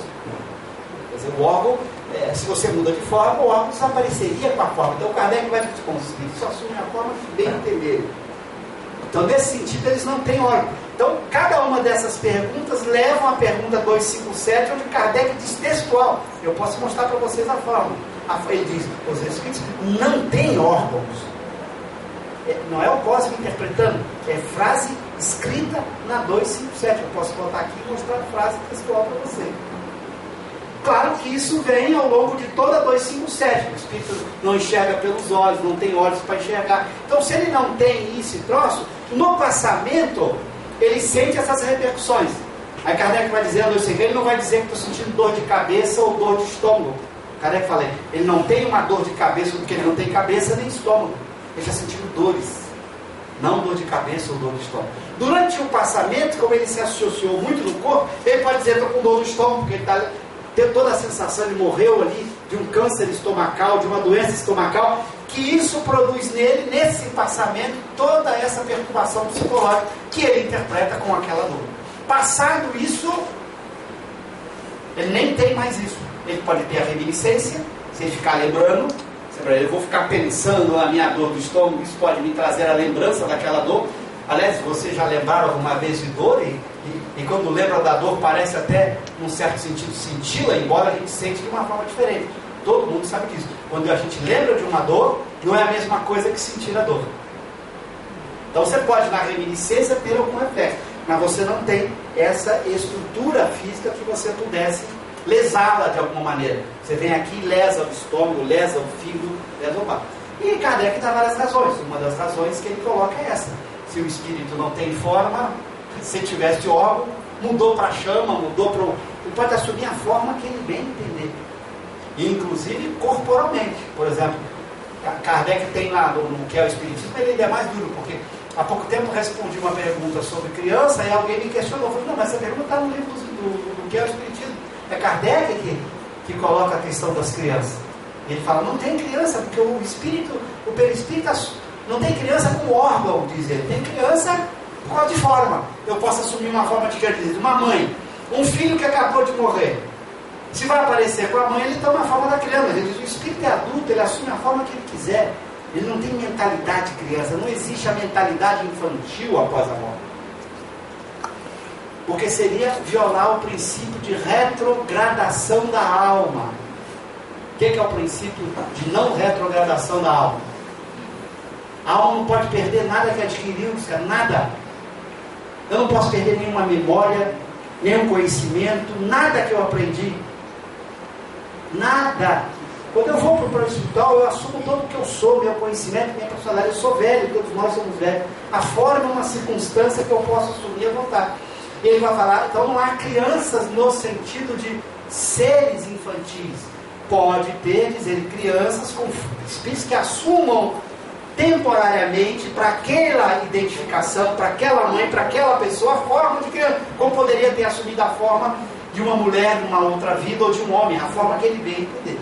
Ele fala, não há a criança, a infância após a morte, porque a infância é um problema corporal, orgânico, não é um problema do espírito. Por exemplo, você pega uma criança, o espírito ali por trás é extraordinário. Se você, por exemplo, evoca essa criança para a reunião mediúnica, você se surpreende com a capacidade intelectual dela, que ela vai se expressar a partir do médium com todo o seu potencial do que ela tem. Aí o Kardec, inclusive, ao responder no que é o Espiritismo, ele vai, inclusive, colocar, usa-se a mesmo raciocínio para os idiotas, os débil mentais. Ele, inclusive, faz questão de botar essa nota. Isso aqui se aplica aos idiotas. Né? Porque a pessoa pensa, se o sujeito é idiota, vai morrer idiota, vai ficar idiota no plano espiritual. Não, são limitações orgânicas, não são limitações da alma. Então, se você evoca um idiota, você vai se surpreender com, se ele for um espírito inteligente, com a inteligência dela, não sei que ele seja idiota como espírito mesmo, né? Porque é muito raro, né? Teria que ser um espírito muito primitivo, como a maioria de nós que vivemos na Terra somos milhões de anos. Nenhum de nós é idiota. Todos nós temos muito conhecimento adquirido ao longo de muitas existências. Então, se você o evoca, ele vai demonstrar um conhecimento muito grande. Porque os valores da mente estão na mente. Então está lá no que é o Espiritismo. Depois eu posso dar um número para vocês, se vocês duvidarem. Então Kardec teve essa lucidez, que já começou lá no 257. Como eu disse, já começou nessa revista Espírita de dezembro de 58, quando ele pela primeira vez aborda com profundidade o tema das sensações e percepções dos espíritos, em que ele vai dizer que eles não têm órgãos, que eles não enxergam como a gente. E ele diz mais, tá bom, se o espírito lá de lá não tem olhos, não enxerga pelos olhos, como é que eles enxergam? A resposta é genial. Não sabemos. E mais ainda, diz Kardec, não pode ser explicado. É um mecanismo tão diferente do nosso, que ele fala, que não pode ser explicado por analogia. Ele vai dizer essa frase, não pode ser entendido por analogia. O que é analogia? É como eu enxergo. Isso é analogia, não é como eu enxergo. Ele diz, cara, é que ele enxerga por todo o seu ser. Como é que é isso? Ele escuta por todo o seu ser, enxerga por todo o seu ser, tem sensações por todo o seu ser. Não dá para a gente imaginar isso. Você enxerga pela ponta do dedo? Ou pelo calcanhar? Você enxerga só pelos olhos. O que é enxergar por todo o seu ser? O que é ouvir por todo... Não, o perispírito é um veículo de sensações e percepções que não tem órgãos, ele capta tudo. É imaginar um cérebro só com o sistema nervoso, né? Aquela coisa, aquela espinha nervosa nele todo, captando tudo, né? Como a gente vê nesses filmes de ficção, aqueles seres que são os cérebros, né? Eles não têm nenhum órgão, mas eles têm um poder sensitivo em todo ele. Quer dizer, ele é uma estrutura sensitiva em todo o seu ser, sem órgãos que seriam condutores das sensações e, portanto, elementos para as suas percepções. Então ele vai discutir isso lá. Por isso, por que eu estou adiantando isso? Isso vai explicar aqui os sofrimentos que nós vamos ver daqui a pouco. Porque ele fala que o sofrimento do espírito é espiritual. Qualquer que seja o espírito.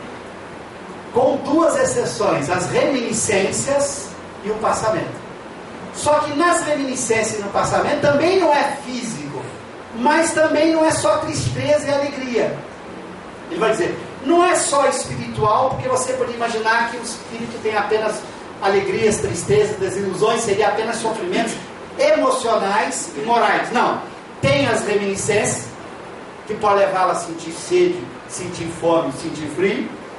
embora não seja necessidade de fome, de sede, e tem o passamento, que ele pode ter vários desses sofrimentos próprios durante esse passamento, que também não são simplesmente decepções, desilusões, que tem uma lembrança física, que tem um correspondente parecido com o corpo, mas não por ele ter órgão. Então Kardec vai deixar claro qual é o sofrimento dos espíritos a partir de que está no livro dos espíritos, em que ele vai confirmar na experiência com os espíritos que ele vai fazer e que ele vai relatar aqui nessa obra. Isso é muito importante. Bom, eu vou tentar então, esse é o assunto básico que eu queria provocar para vocês, mas deixando a Terra para onde vamos, que seremos após a morte? Estaremos melhor ou pior? Essas são as perguntas fundamentais. Isso é simplesmente cópia do primeiro capítulo do Céu e Inferno, as 3 primeiras perguntas. Eu nem inventei as perguntas. Primeiro capítulo do Céu e Inferno, as 3 primeiras perguntas. Ou ele vai responder: para onde vamos? Não vamos para o céu, nem para o inferno, nem para lugar nenhum. Nós ficamos aqui mesmo. O plano espiritual é o que envolve o planeta. Não tem um lugar fixo, definido. Céu, inferno, purgatório. Bom, aí ele vai mostrar, aí ele vai pegar, sabe, como ele quer fazer um estudo comparativo, o para onde vamos de um católico e protestante é céu ou inferno, ou purgatório, em alguns casos. Kardec vai dizer, céu não tem, inferno não tem, pelo menos nesse sentido, na visão espírita, e tem purgatório. Mas purgatório é a própria terra, na encarnação. Nós estamos no purgatório, quer dizer, e o umbral, hein? Fica nessa explicação. Os espíritos falam que é o umbral. O umbral seria, para o católico, a passagem para depois continuar.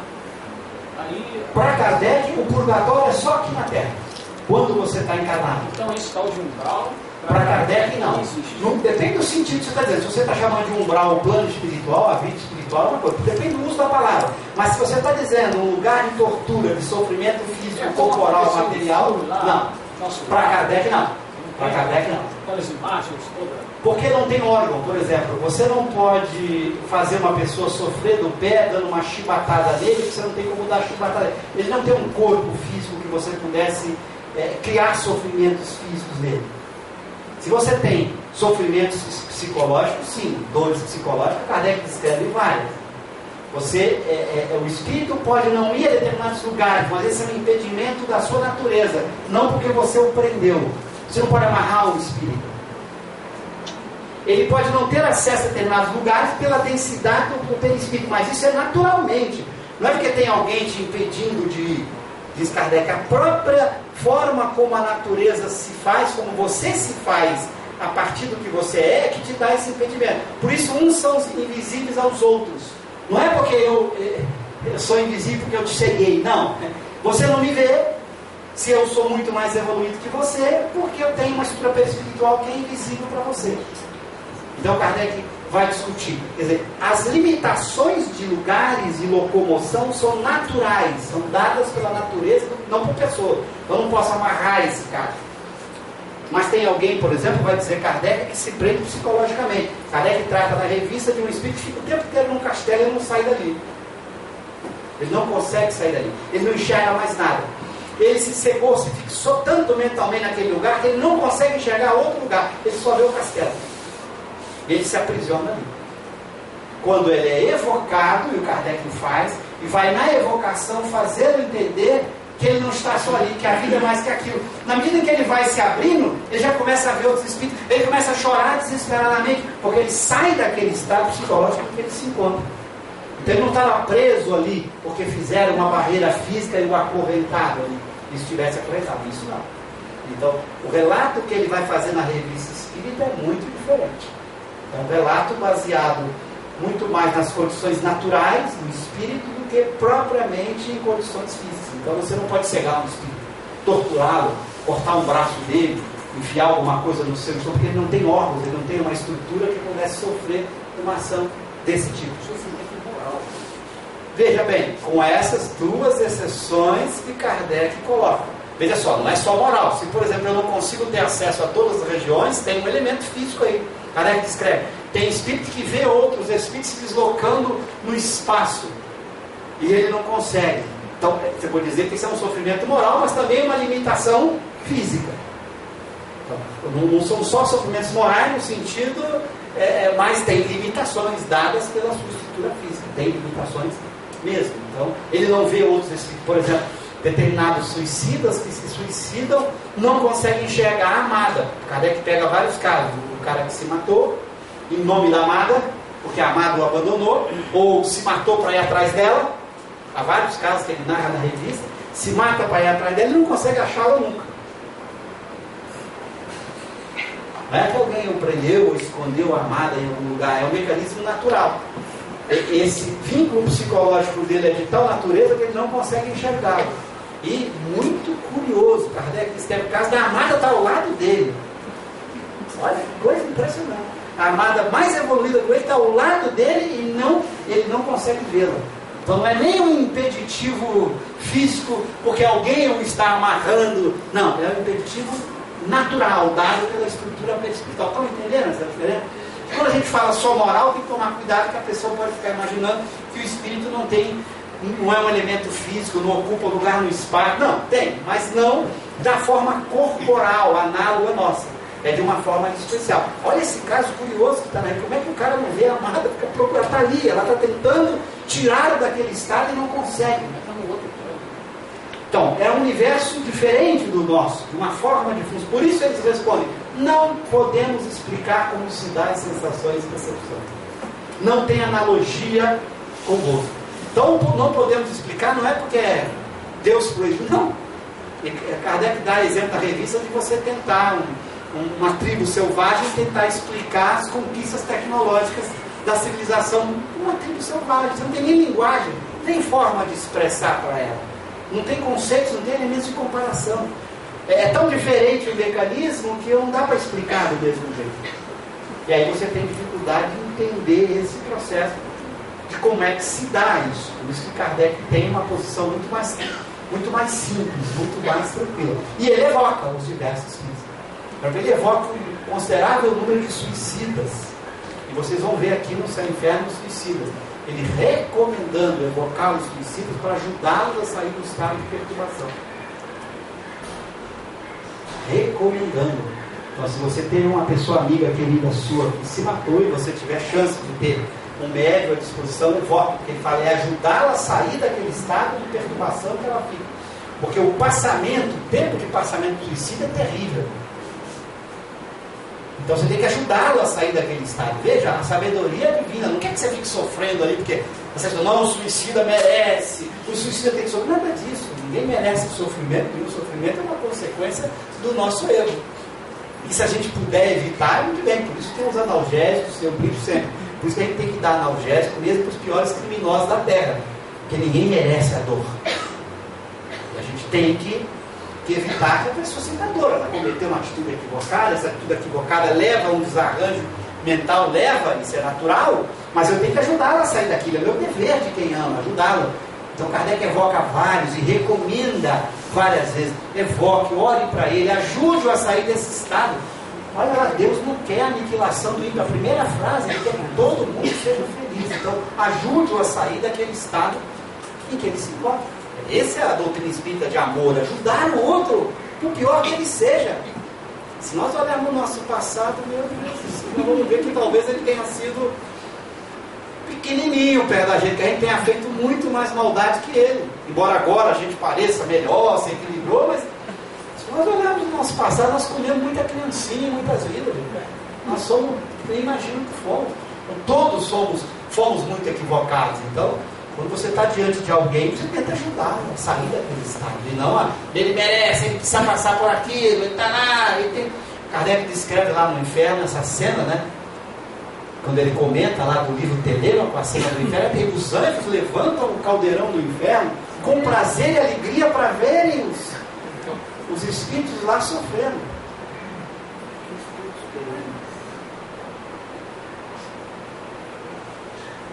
Imagina a mãe que está no céu levantar o caldeirão do inferno para ver o filho equivocado, suicida, porque todo suicida estaria ali, ela vendo o filho lá no caldeirão do inferno, e ela estaria feliz ainda no céu. Kardec analisa isso. Não faz sentido. Não faz muito sentido isso. Deus seria pior do que a gente. Eu brinco sempre aqui na terra assim: Gilberto, se você ao lado da sua casa descobre que tem um vizinho torturando os filhos, você fica quieto? Ou se você dissesse, fica até por medo que o vizinho é gigantesco e anda armado, mas você deveria ficar quieto? Ou seja, eu faria a pergunta em tipo de dever moral, não pessoal. Apesar da pessoa dizer, não, lá esse cara é forte demais, eu posso, mas deveria ficar quieto? Agora, você vê o seu filho sendo torturado em algum lugar e você fica quieto. Deixa a tortura acontecer. Isso não faz sentido. Kardec vai discutir isso aqui no Céu e Inferno. Dos anjos levantando. Ele vai dizer do sonho de Santa Teresa. Olha, Santa Teresa descreve o sonho dela. Olha, uma mulher que foi santa, uma mulher muito boa pessoa de conduta moral, caridosa. Kardec descreve o sonho dela aqui no Céu e Inferno. Vocês já chegaram aqui, né? Já passaram, o grupo já passou. O que ele fala que é aquilo? Pesadelo. Porque ela descreve as regiões de tortura. E Kardec fala, se ela, ao invés de cristã, fosse grega, do tempo do Tártaro, ela teria descrito o Tártaro, e não o inferno cristão. E o Kardec, quando compara o inferno pagão, o inferno dos gregos, o Tártaro com o cristão, ele diz que o inferno Tártaro era muito melhor. Porque lá, pelo menos, diz que não tinham dores físicas, eram todas morais. Não haviam dores físicas, torturas no inferno dos gregos, no Tártaro.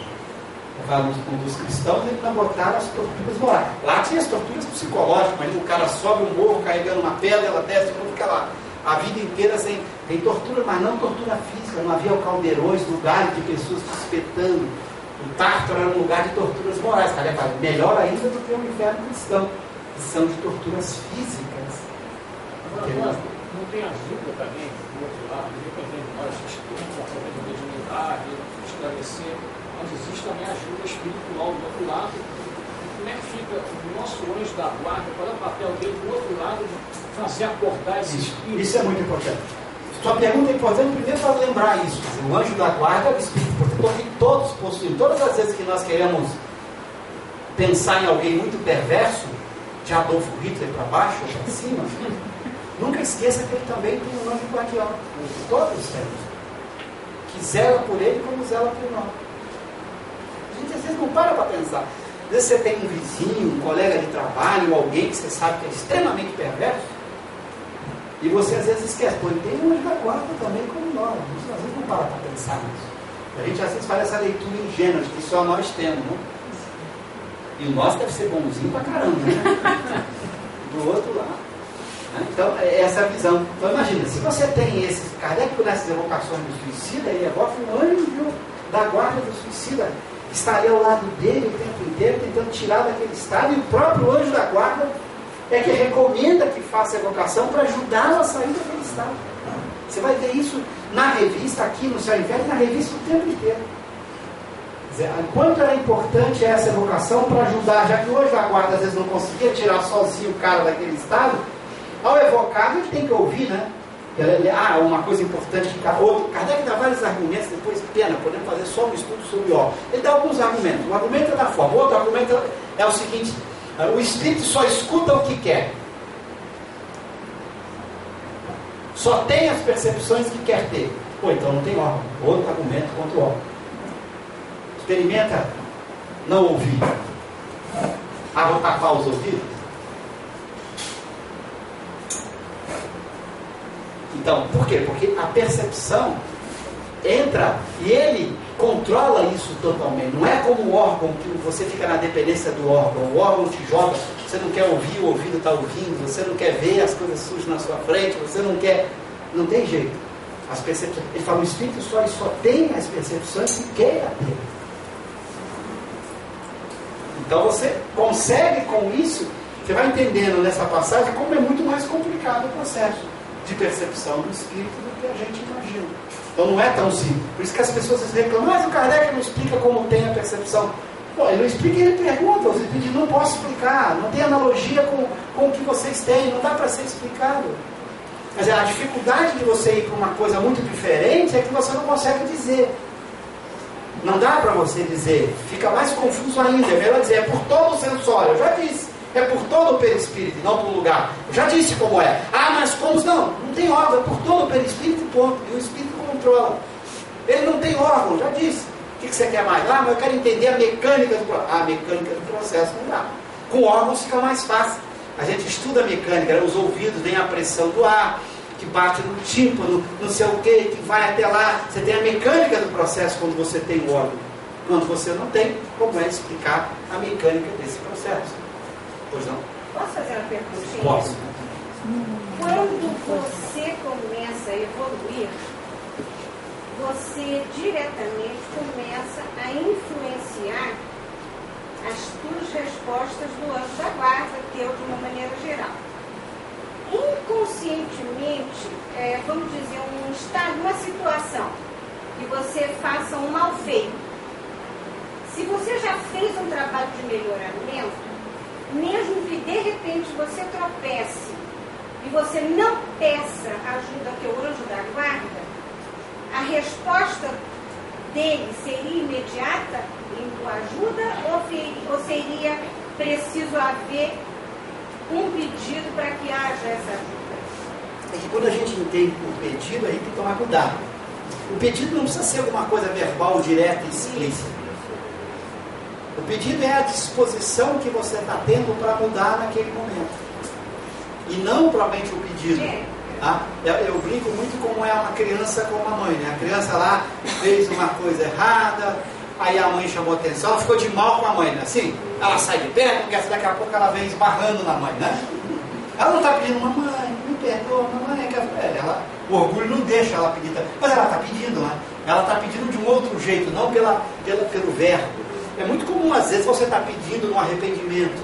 Você está pedindo naquele momento que você se arrependeu daquilo e você está sem saber o que fazer. Você esqueceu de lembrar, me ajude, meu anjo, mas você se arrependeu e está buscando uma resposta. Olha aí, você abriu brecha para que ele entre, aí você escuta. E já aconteceu comigo tantas vezes. Eu não pedi nada, de repente vi alguma coisa na cabeça, falei, meu Deus, graças a Deus, obrigado. E eu não fiz o pedido direto, mas como eu estava querendo aprender, eu estava querendo mudar naquele momento, eu queria uma resposta, ele veio. Então o pedido nem sempre precisa ser explícito direto. O que eles recusam é quando você conscientemente não quer ajuda, e não quer mesmo, e você está muito satisfeito do jeito que está. Os espíritos não violam o nosso livre-arbítrio. Os bons, o anjo da guarda, os imperfeitos violam o tempo inteiro. Os bons não. O imperfeito se mete na sua vida, tenta atrapalhar seu caminho, desrespeita o que você quer. Isso é típico do espírito imperfeito, tentar se meter na vida dos outros desrespeitando o outro. Os espíritos bons não fazem isso. Eles te ajudam sempre que você está propenso a ser ajudado. Mas se você não quero, eu sou assim mesmo, eu quero esse caminho, eu gosto disso, não se meta. Não precisa dizer isso verbalmente, não. Se você diz isso por sua atitude, pelo seu sentimento, ele se afasta até que você mude aquela atitude. Mas ele não se afasta, isso também você vai ver o dia que você precisar de mim. Ele não tem as nossas paixões. Isso é um outro assunto importante que a gente já discutiu algumas vezes, que tem que aprofundar. Ele não tem os desejos do mal, não sente inveja, ciúme, mágoa. A gente é cheio de ciúme, cheio de inveja, cheio de mágoa. Você tenta ajudar uma pessoa, ela não te dá não te dá bola naquele momento, você fica magoado, mais tarde ela pede ajuda. Agora você vem, é? Eles não são assim, eles estão dispostos a nos ajudar todas as vezes que a gente quer, mesmo que a gente tenha recusado 1000 vezes. Eles não têm essas paixões nossas de ciúme, inveja. Por isso só pode ser espírito protetor de espírito bom para cima da escala espírita. E tem gente que fica assim, nossa, o espírito protetor do fulano. Gente, não se gaba com essa história não. Todos nós temos um espírito protetor altamente evoluído. Todos, de Adolfo Hitler a Maria Teresa de Calcutá. Ah, meu espírito protetor é um espírito muito evoluído. É, o meu também. O de você e de todo mundo. Está lá no livro dos Espíritos. Os espíritos protetores de todos são, no mínimo, os espíritos bons. Por isso são anjos da guarda. São espíritos bons da escala espírita. Não tem nenhuma das nossas paixões. Não estou falando dos espíritos familiares, ou essa palavrinha de protetor que a gente usa quando a mãe morre e fica lá ajudando o filho a dar lá. Não estou falando desse. Falando do espírito protetor, anjo da guarda, como está lá em O Livro dos Espíritos. Este é altamente evoluído de todos, sem exceção. Então não adianta se gabar, meu espírito protetor evoluído. Não, todos são. Todos nós. Então quando você evoca o seu anjo da guarda, é um espírito muito muito evoluídos, muito evoluídos. Nenhum deles encarnam na Terra a não ser por missões muito especiais. Muito especiais. Os espíritos bons da escala espírita raramente encarnam na Terra. Me apresenta na Terra quem você conheceu, que falar que não sentiu inveja, ciúme, mágoa, rancor. Me apresenta, vai. Conhece alguém?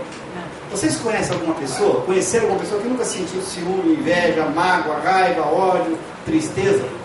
Se você conhece, me apresente. Eu até hoje não conheci ninguém. E olha que eu percorro o Brasil inteiro. Tem pessoas boas, tem pessoas decentes. Não estou falando disso. De pessoas boas, de pessoas decentes, de pessoas honestas, de pessoas que buscam acertar, que buscam ajudar. Essas tem.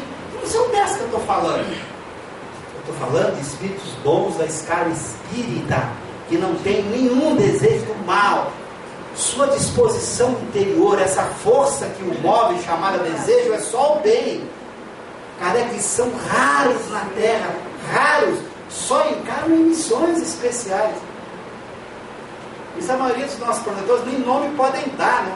Qual é o seu nome? Você vai achar que ele vai dar um nome conhecido. A maioria nem encarnou na Terra. Encarnaram em outro porque são em mundos felizes. Os espíritos bons estão nos chamados mundos felizes. Não são mundos de regeneração, são mundos felizes. Muito além do mundo de regeneração. E Kardec, eu gosto de Kardec, porque ele ainda é mais estimulador ainda. Ele fala que a gente tem que trabalhar muito para não voltar na Terra.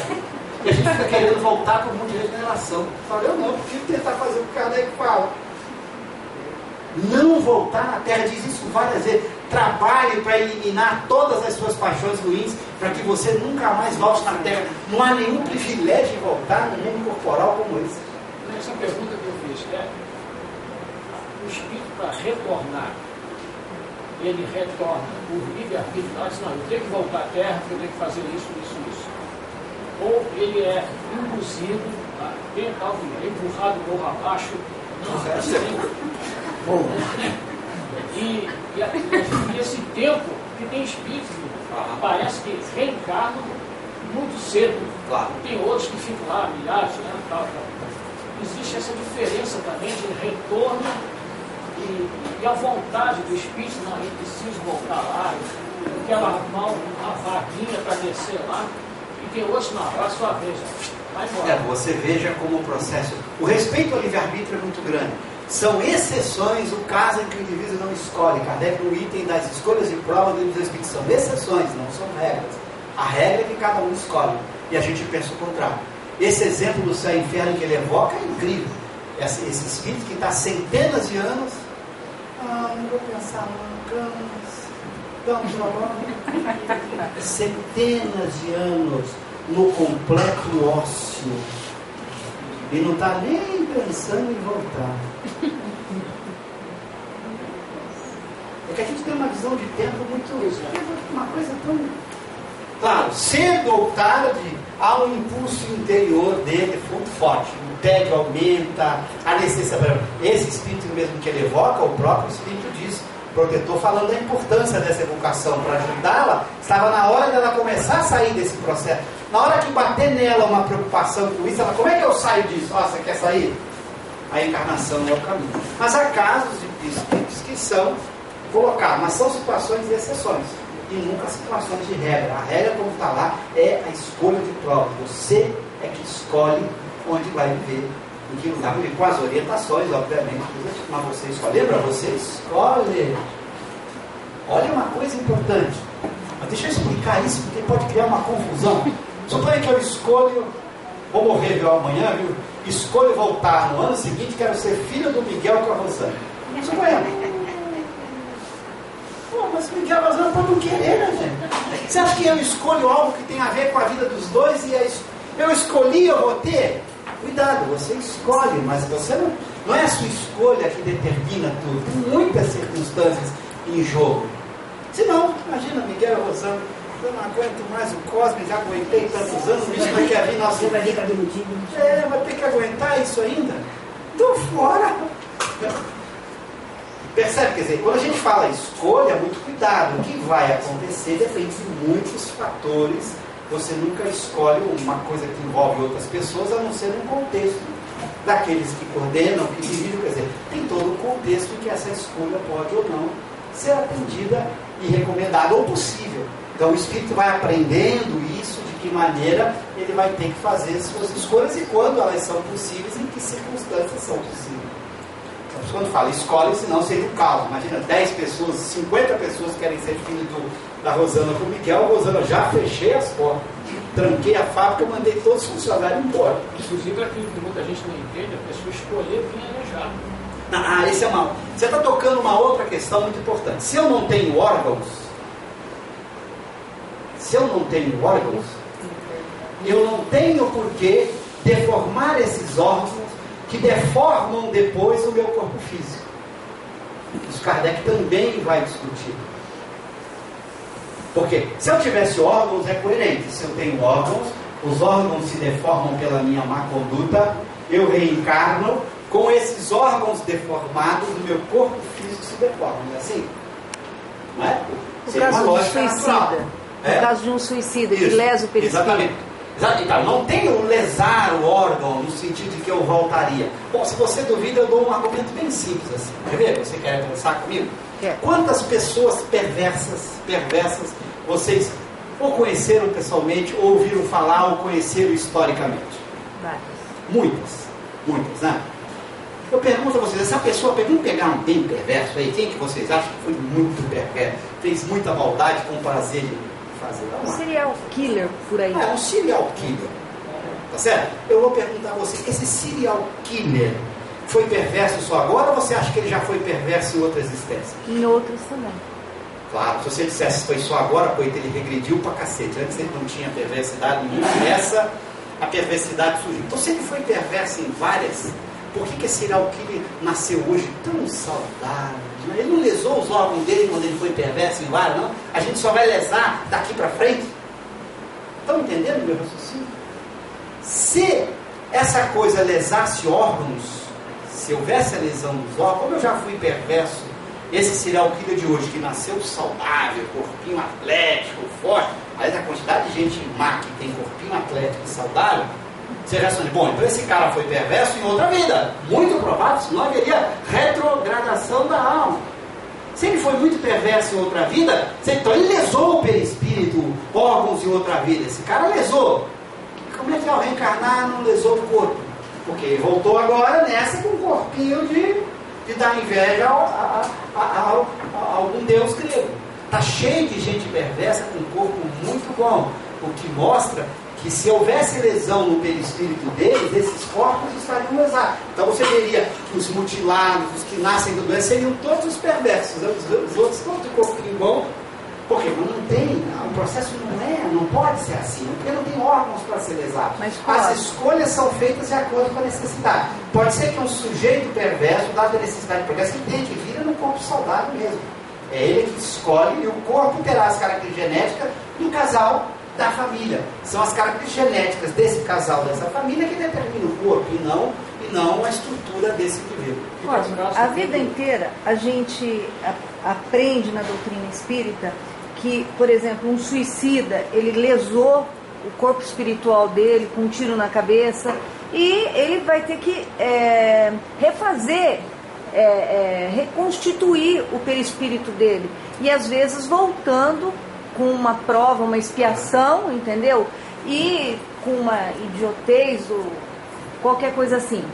Veja, né? Você deve ter visto vários casos, não vou te dar na revista, você pode ver mesmo em outras aulas mediúnicas, de uma pessoa que é suicida, e aí o espírito comenta, esse cara já é a 4ª vez que ele é suicida. Isso. Já viram? Já. Engraçado, né? Nessa vez ele não estava lesado nem nada, né? Quer dizer, ele é a 4ª vez que ele se mata, e ele se matou jovem, plena juventude, com todas as coisas, queria a lesão.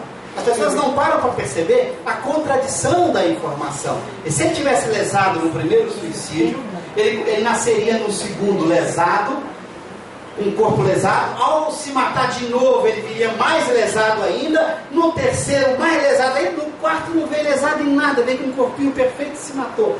Você percebe que são essas contradições que Kardec nunca entrou nisso. E o que você fala de ovoide? Suicida, estava pela terceira vez para não tentar de novo aquela se suicidar, ele veio aleijado, impedia ele Então, sozinho. mas a escolha de ter ele vir aleijado não foi porque ele lesou o perispírito Não. dele ficou. Era uma outra maneira de questão. impedir. Você entende o processo? Se eu posso escolher uma reencarnação com uma Sofredora. doença congênita, mas não é porque eu lesei meu perispírito que essa escolha foi feita. É uma- pela minha necessidade de progresso, pela experiência. Como eu posso ter escolher uma outra? Tem muitas pessoas perversas em vidas anteriores e que escolhem nesta vida corpos saudáveis e são permitidos, porque são nesses corpos saudáveis que terão muita chance de refazer o caminho, e não em corpos doentes. Não há dois casos iguais. Tem pessoas que precisam, dada a sua necessidade psicológica, a sua experiência, de um corpo danificado, e ela ao escolher aquela família que possa gerar esse tipo de doença. Então, as doenças congênitas, não as doenças adquiridas durante.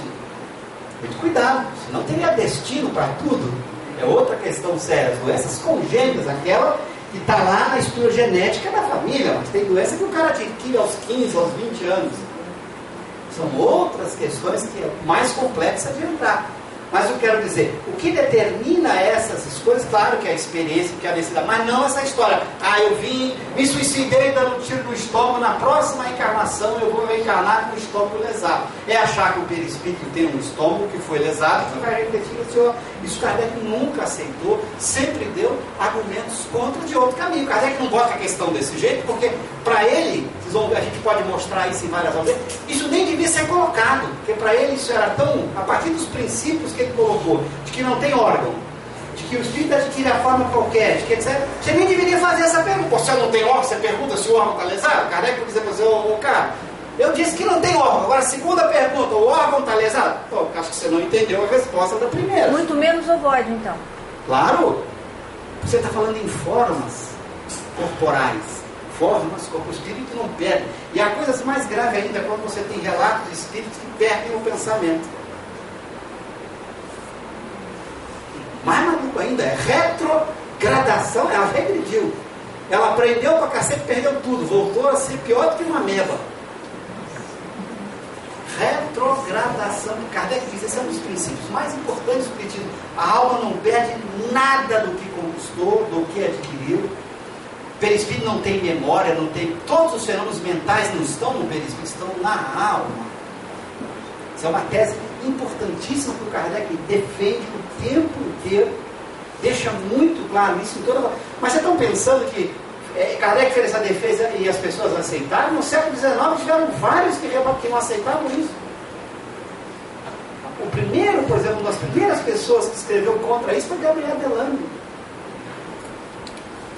contemporâneo de Kardec, que viveu com Kardec. Ele estudou a ciência da época, e naquela época eu tenho uma tese. O positivismo lógico, que foi a doutrina do Augusto Comte, ganhou muita força. E tudo para ser científico tinha que ser muito material, muito palpável. Então, para que, por exemplo, a psicanálise, Augusto Comte varreu. Isso não é ciência.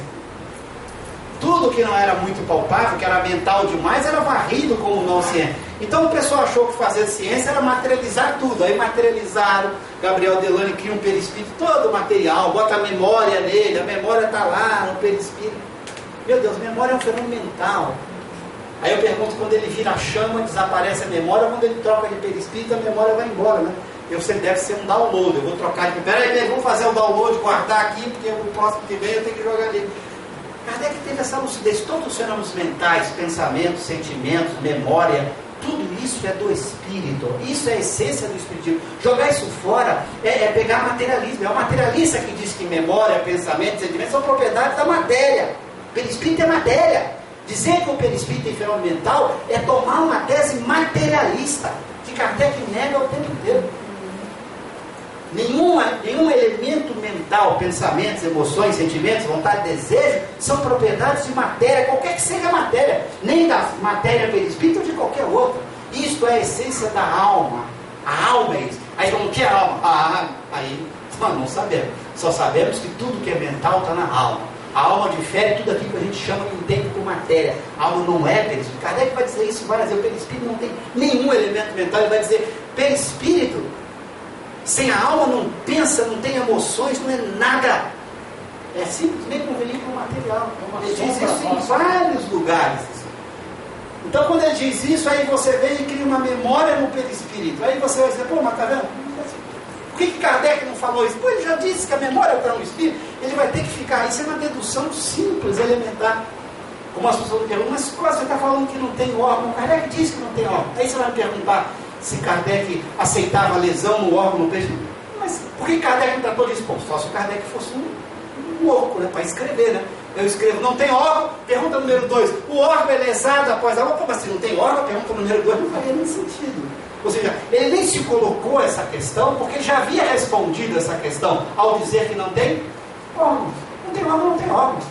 Ponto. Perder. Salvações. Então ele é muito lúcido. E uma vez colocada a questão, ele não tem porquê.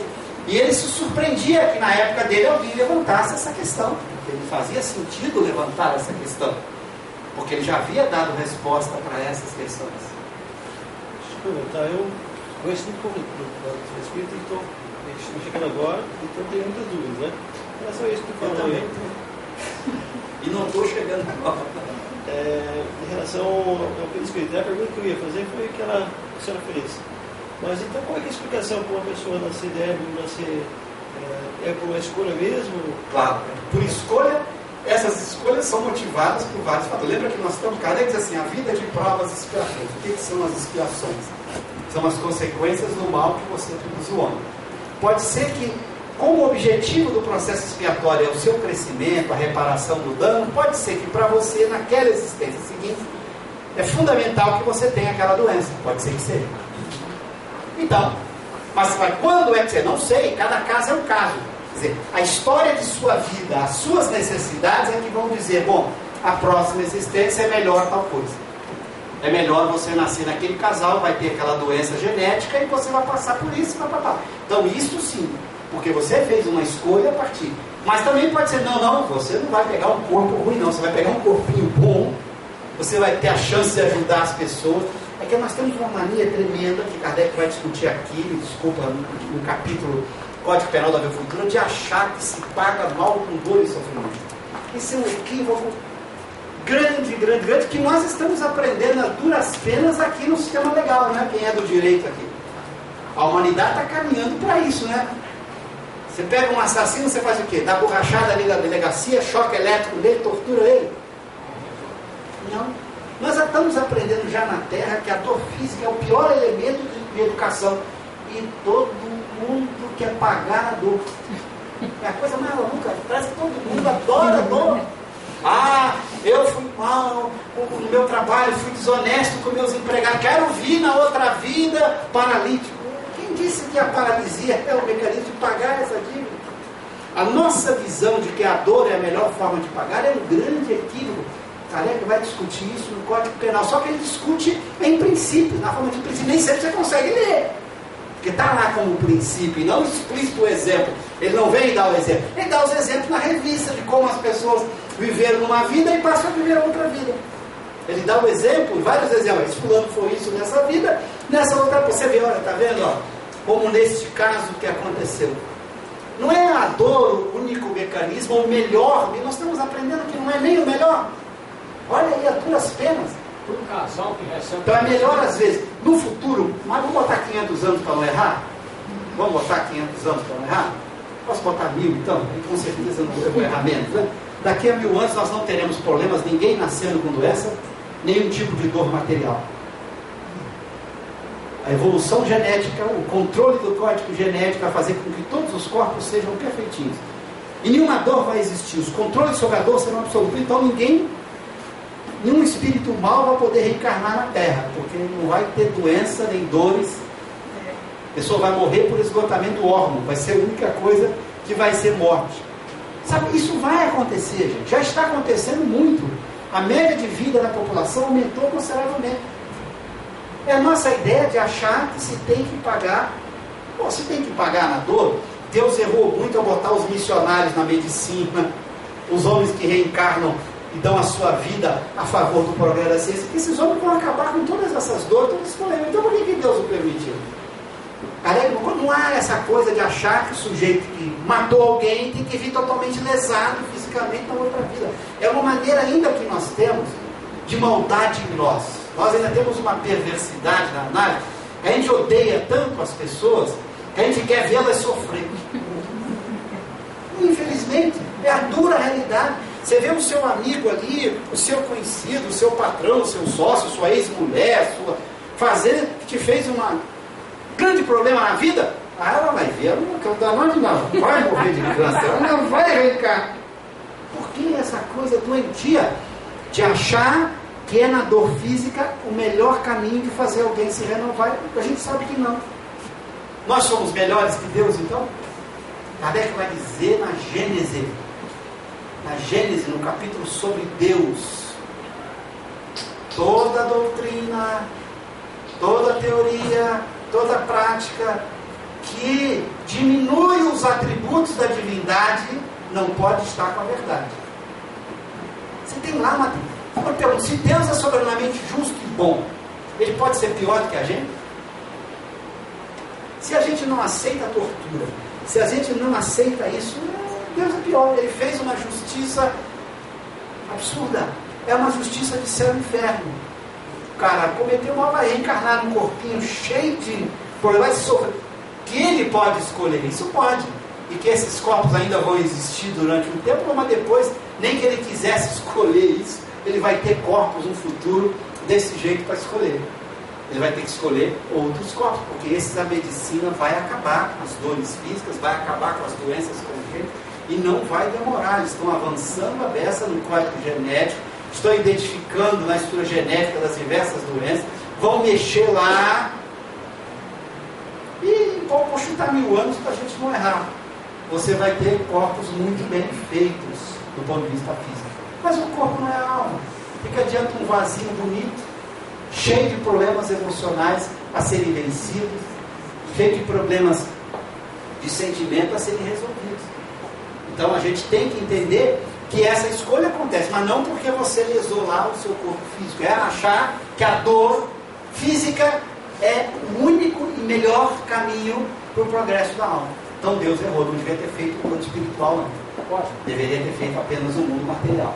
Às vezes também é uma prova, por exemplo, que os pais que têm uma criança retardada, esses pais não estão tendo dor física, mas estão tendo. Aquilo vem como prova para eles também, porque a gente vê muito aí de mães que exprimem um amor intenso por uma criança retardada, muito mais do que por uma criança normal. Então, para aquele casal também é uma prova, não tem dor física, mas é uma prova, uma dor moral muito forte. Também que aquela criança está proporcionando aquele casal. Perfeito. Essa criança, esse espírito que escolheu, pode ter escolhido como prova, não como expiação. Isso é uma outra discussão que Kardec faz muito bem. Você vê um sujeito muito doente lá, e esse cara está espiando. Por quê? Nem sei. Por quê? Ele pode ter escolhido aquilo como prova. Ele quer fazer aquele teste de paciência, de renúncia, de exemplo para a humanidade. Aí você tem esse exemplo dessas pessoas que nascem com dificuldades e são paladinos do amor, da inteligência e da arte. Ah, esse cara vai... Não, ele escolheu aquele corpo deficiente como uma prova difícil para ele, mas ele era tão grandioso que ele deixou um exemplo para a humanidade naquela deficiência. Não era expiação do mal que ele fez. Ele fez aquilo. E é uma doença que apareceu depois. Por exemplo, você tem muitas almas que escolhem situações de dor não porque estão espiando o mal do passado, que são experiências e prova que ela quer viver, ela quer adquirir certa experiência, ela quer conquistar ou botar em ação certos valores, ela quer dar um exemplo para a sociedade. Há 1000 casos de escolha de um corpo deficiente, porque você não pode ter uma regra. Se fosse a lesão do perispírito, eu diria, cara, é uma regra, uma só, como ele vai falar ali no inferno. Kardec diz assim lá no inferno: se o inferno existir com dor física, igualou todo mundo. Tá lá, tem essa frase. Posso mostrar depois lá no inferno, você iguala todo mundo. Ah, claro, né? Porque todo mundo foi sofrendo no mesmo barril, queimando, sendo espetado, torturado, todos iguais. Bom, é tratar cosme, todo mundo aqui igual. Nós somos diferentes. Nós não somos iguais. Então Kardec fala: o inferno iguala as criaturas, não dá as distinções de progresso, de evolução, de conquista. Todo mundo fica igual. Caiu lá, Então, as torturas físicas igualariam. Você fez uma lesão, mas nem todo mundo fez a lesão do mesmo jeito. Nem todo mundo... Você tem N suicídios diferentes. N, milhares diferentes da pessoa que deu um tiro na cabeça por um motivo, por outro. Aí vem a lesão física, todos esses casos vão pagar do mesmo jeito, vão ter um cérebro atrofiado. Todos os casos. É igual você botar todos numa fornalha. Isso é desconsiderar as diferenças, os motivos, as razões e tudo mais. Cada um vai tratar o seu psicológico de um jeito. E pode ser que numa vida, para um, seja uma escolha com deficiência mental, para outro não seja, para outro seja outra coisa. Não há esta uniformidade. Aí Kardec não vai colocar essa ideia de que o corpo é formado do perispírito. Isso quem colocou pela primeira vez no século XIX foi Gabriel Delany. O que você fala? Que o corpo era plasmado pelos órgãos perispíritos. Como ele colocou órgãos no perispírito, ele tinha que colocar esses órgãos plasmando o corpo. Ou seja, o corpo era um reflexo dos órgãos perispíritos. Só que ele não viu o problemão que ele criou para ele, né? Porque as lesões passariam daqui para cá o tempo inteiro. Ele não viu, ele materializou o espírito. Mas talvez ele tivesse uma justificativa na época. Eu estou falando, você tinha uma ciência materialista muito forte. Se você não tivesse um discurso desse jeito, você nem conseguia defender sua postura assim. Quer dizer, Gabriel Delany certamente tinha N motivos no século XIX no crescimento do positivismo para fazer isso. Só que criou com isso uma situação muito complicada de análise. Porque, primeiro, contradiz todo o pensamento kardeciano, entra em choque, e segundo, não faz muito sentido. Você cria um modelo de céu e inferno ainda muito mais sofisticado, muito mais complexo, muito mais difícil de você levar, de você resolver as questões. Materializando o espírito de um tal jeito que você virou um materialista sofisticado, ao invés de você ter um cérebro corporal produzindo seus pensamentos, você tem apenas um cérebro perispiritual. Mudou só um pouquinho, ao invés de ser uma matéria mais grosseira, uma outra. Você fez um materialismo com todas as consequências desse materialismo, que você vai ter que responder, que você vai ter que enfrentar, violando tudo aquilo que Kardec obteve dos espíritos ao longo de tantos anos, e com bom senso. Era o pensamento, era o espírito que sente, ele que pensa, tudo está ali, ele troca de perispírito quando ele quiser, quando ele vai de um mundo para outro. A natureza do perispírito muda com o progresso dele, o perispírito assume a forma que ele bem desejar. Toda essa lógica simples que está o tempo inteiro dentro da estrutura de Allan Kardec, que vai levando consequências simples, que você não tem que se perder nas consequências complicadas. Então, não são autores de hoje que escreveram isso. Veja que eu estou citando um autor do século XIX, para vocês não pensarem que eu estou criticando um autor mediúnico agora, que escreveu no nosso século. Não, estou falando que isso já estava em Camille Flammarion, Gabriel Delany, Leon Denis. Houve um movimento no século XIX defendendo essa tese do perispírito como um representante do corpo, com o seu cérebro. Então no cérebro do perispírito estavam as memórias, a lembrança. Houve um movimento, talvez explicado pelo crescimento na época do positivismo, que exigia da ciência, para ser ciência, uma doutrina tinha que ter certas características. E talvez aquele pessoal empolgado, porque eles estavam na academia, eles conviviam lá, eles não queriam deixar o espiritismo fora da ciência, eles acabaram, talvez, porque não sei, dando aqui uma hipótese, mas talvez tenha levado eles a ir por esse caminho, que é frontalmente contrário ao caminho que Kardec estabeleceu. Isso explica porque Camille Flammarion, no seu discurso lá no turno de Kardec, vai dizer que a ciência espírita ainda deveria nascer. Ele não considerava que Kardec tinha feito a ciência espírita. Para ele, a ciência espírita ainda deveria nascer. E vai nascer com esses caras criando isso. Para eles, fazer ciência era transformar tudo em matéria, tudo com mecanismos materiais. O perispírito é uma estrutura material para poder explicar, utilizando conhecimentos de biologia, de física, de qualquer coisa. Então, eles transportavam os conhecimentos das nossas ciências para tentar explicar aquilo. Foi um caminho que eles escolheram? Escolheram. Eu acho equivocado. Que é contrário a Kardec, é óbvio, é literal, Kardec deixa isso muito claro, mas é o caminho que eles escolheram, que a gente respeita, cada um escolhe o caminho que quer construir. Eu prefiro o caminho kardeciano, que eu acho mais simples, mais seguro, mais lógico. Tem pessoas que preferem o caminho que esse século que esse final do século XIX acabou notando, e eu respeito, eu acho que uma ciência é assim mesmo, cada um pode ter opiniões divergentes umas das outras, e a ciência se faz nesse debate aberto, se faz uma coisa. Acha? Posso ser um chato? Pode. Eu estou olhando para aquele negócio. É isso que nós estamos falando, nós vamos parar agora. E tem outra. Gente, então, estudem essa obra admirável, aí estão respondam essas perguntas, leem com atenção os exemplos e olhem a revista Espírita também nos exemplos. Muito obrigado aí pela atenção de você.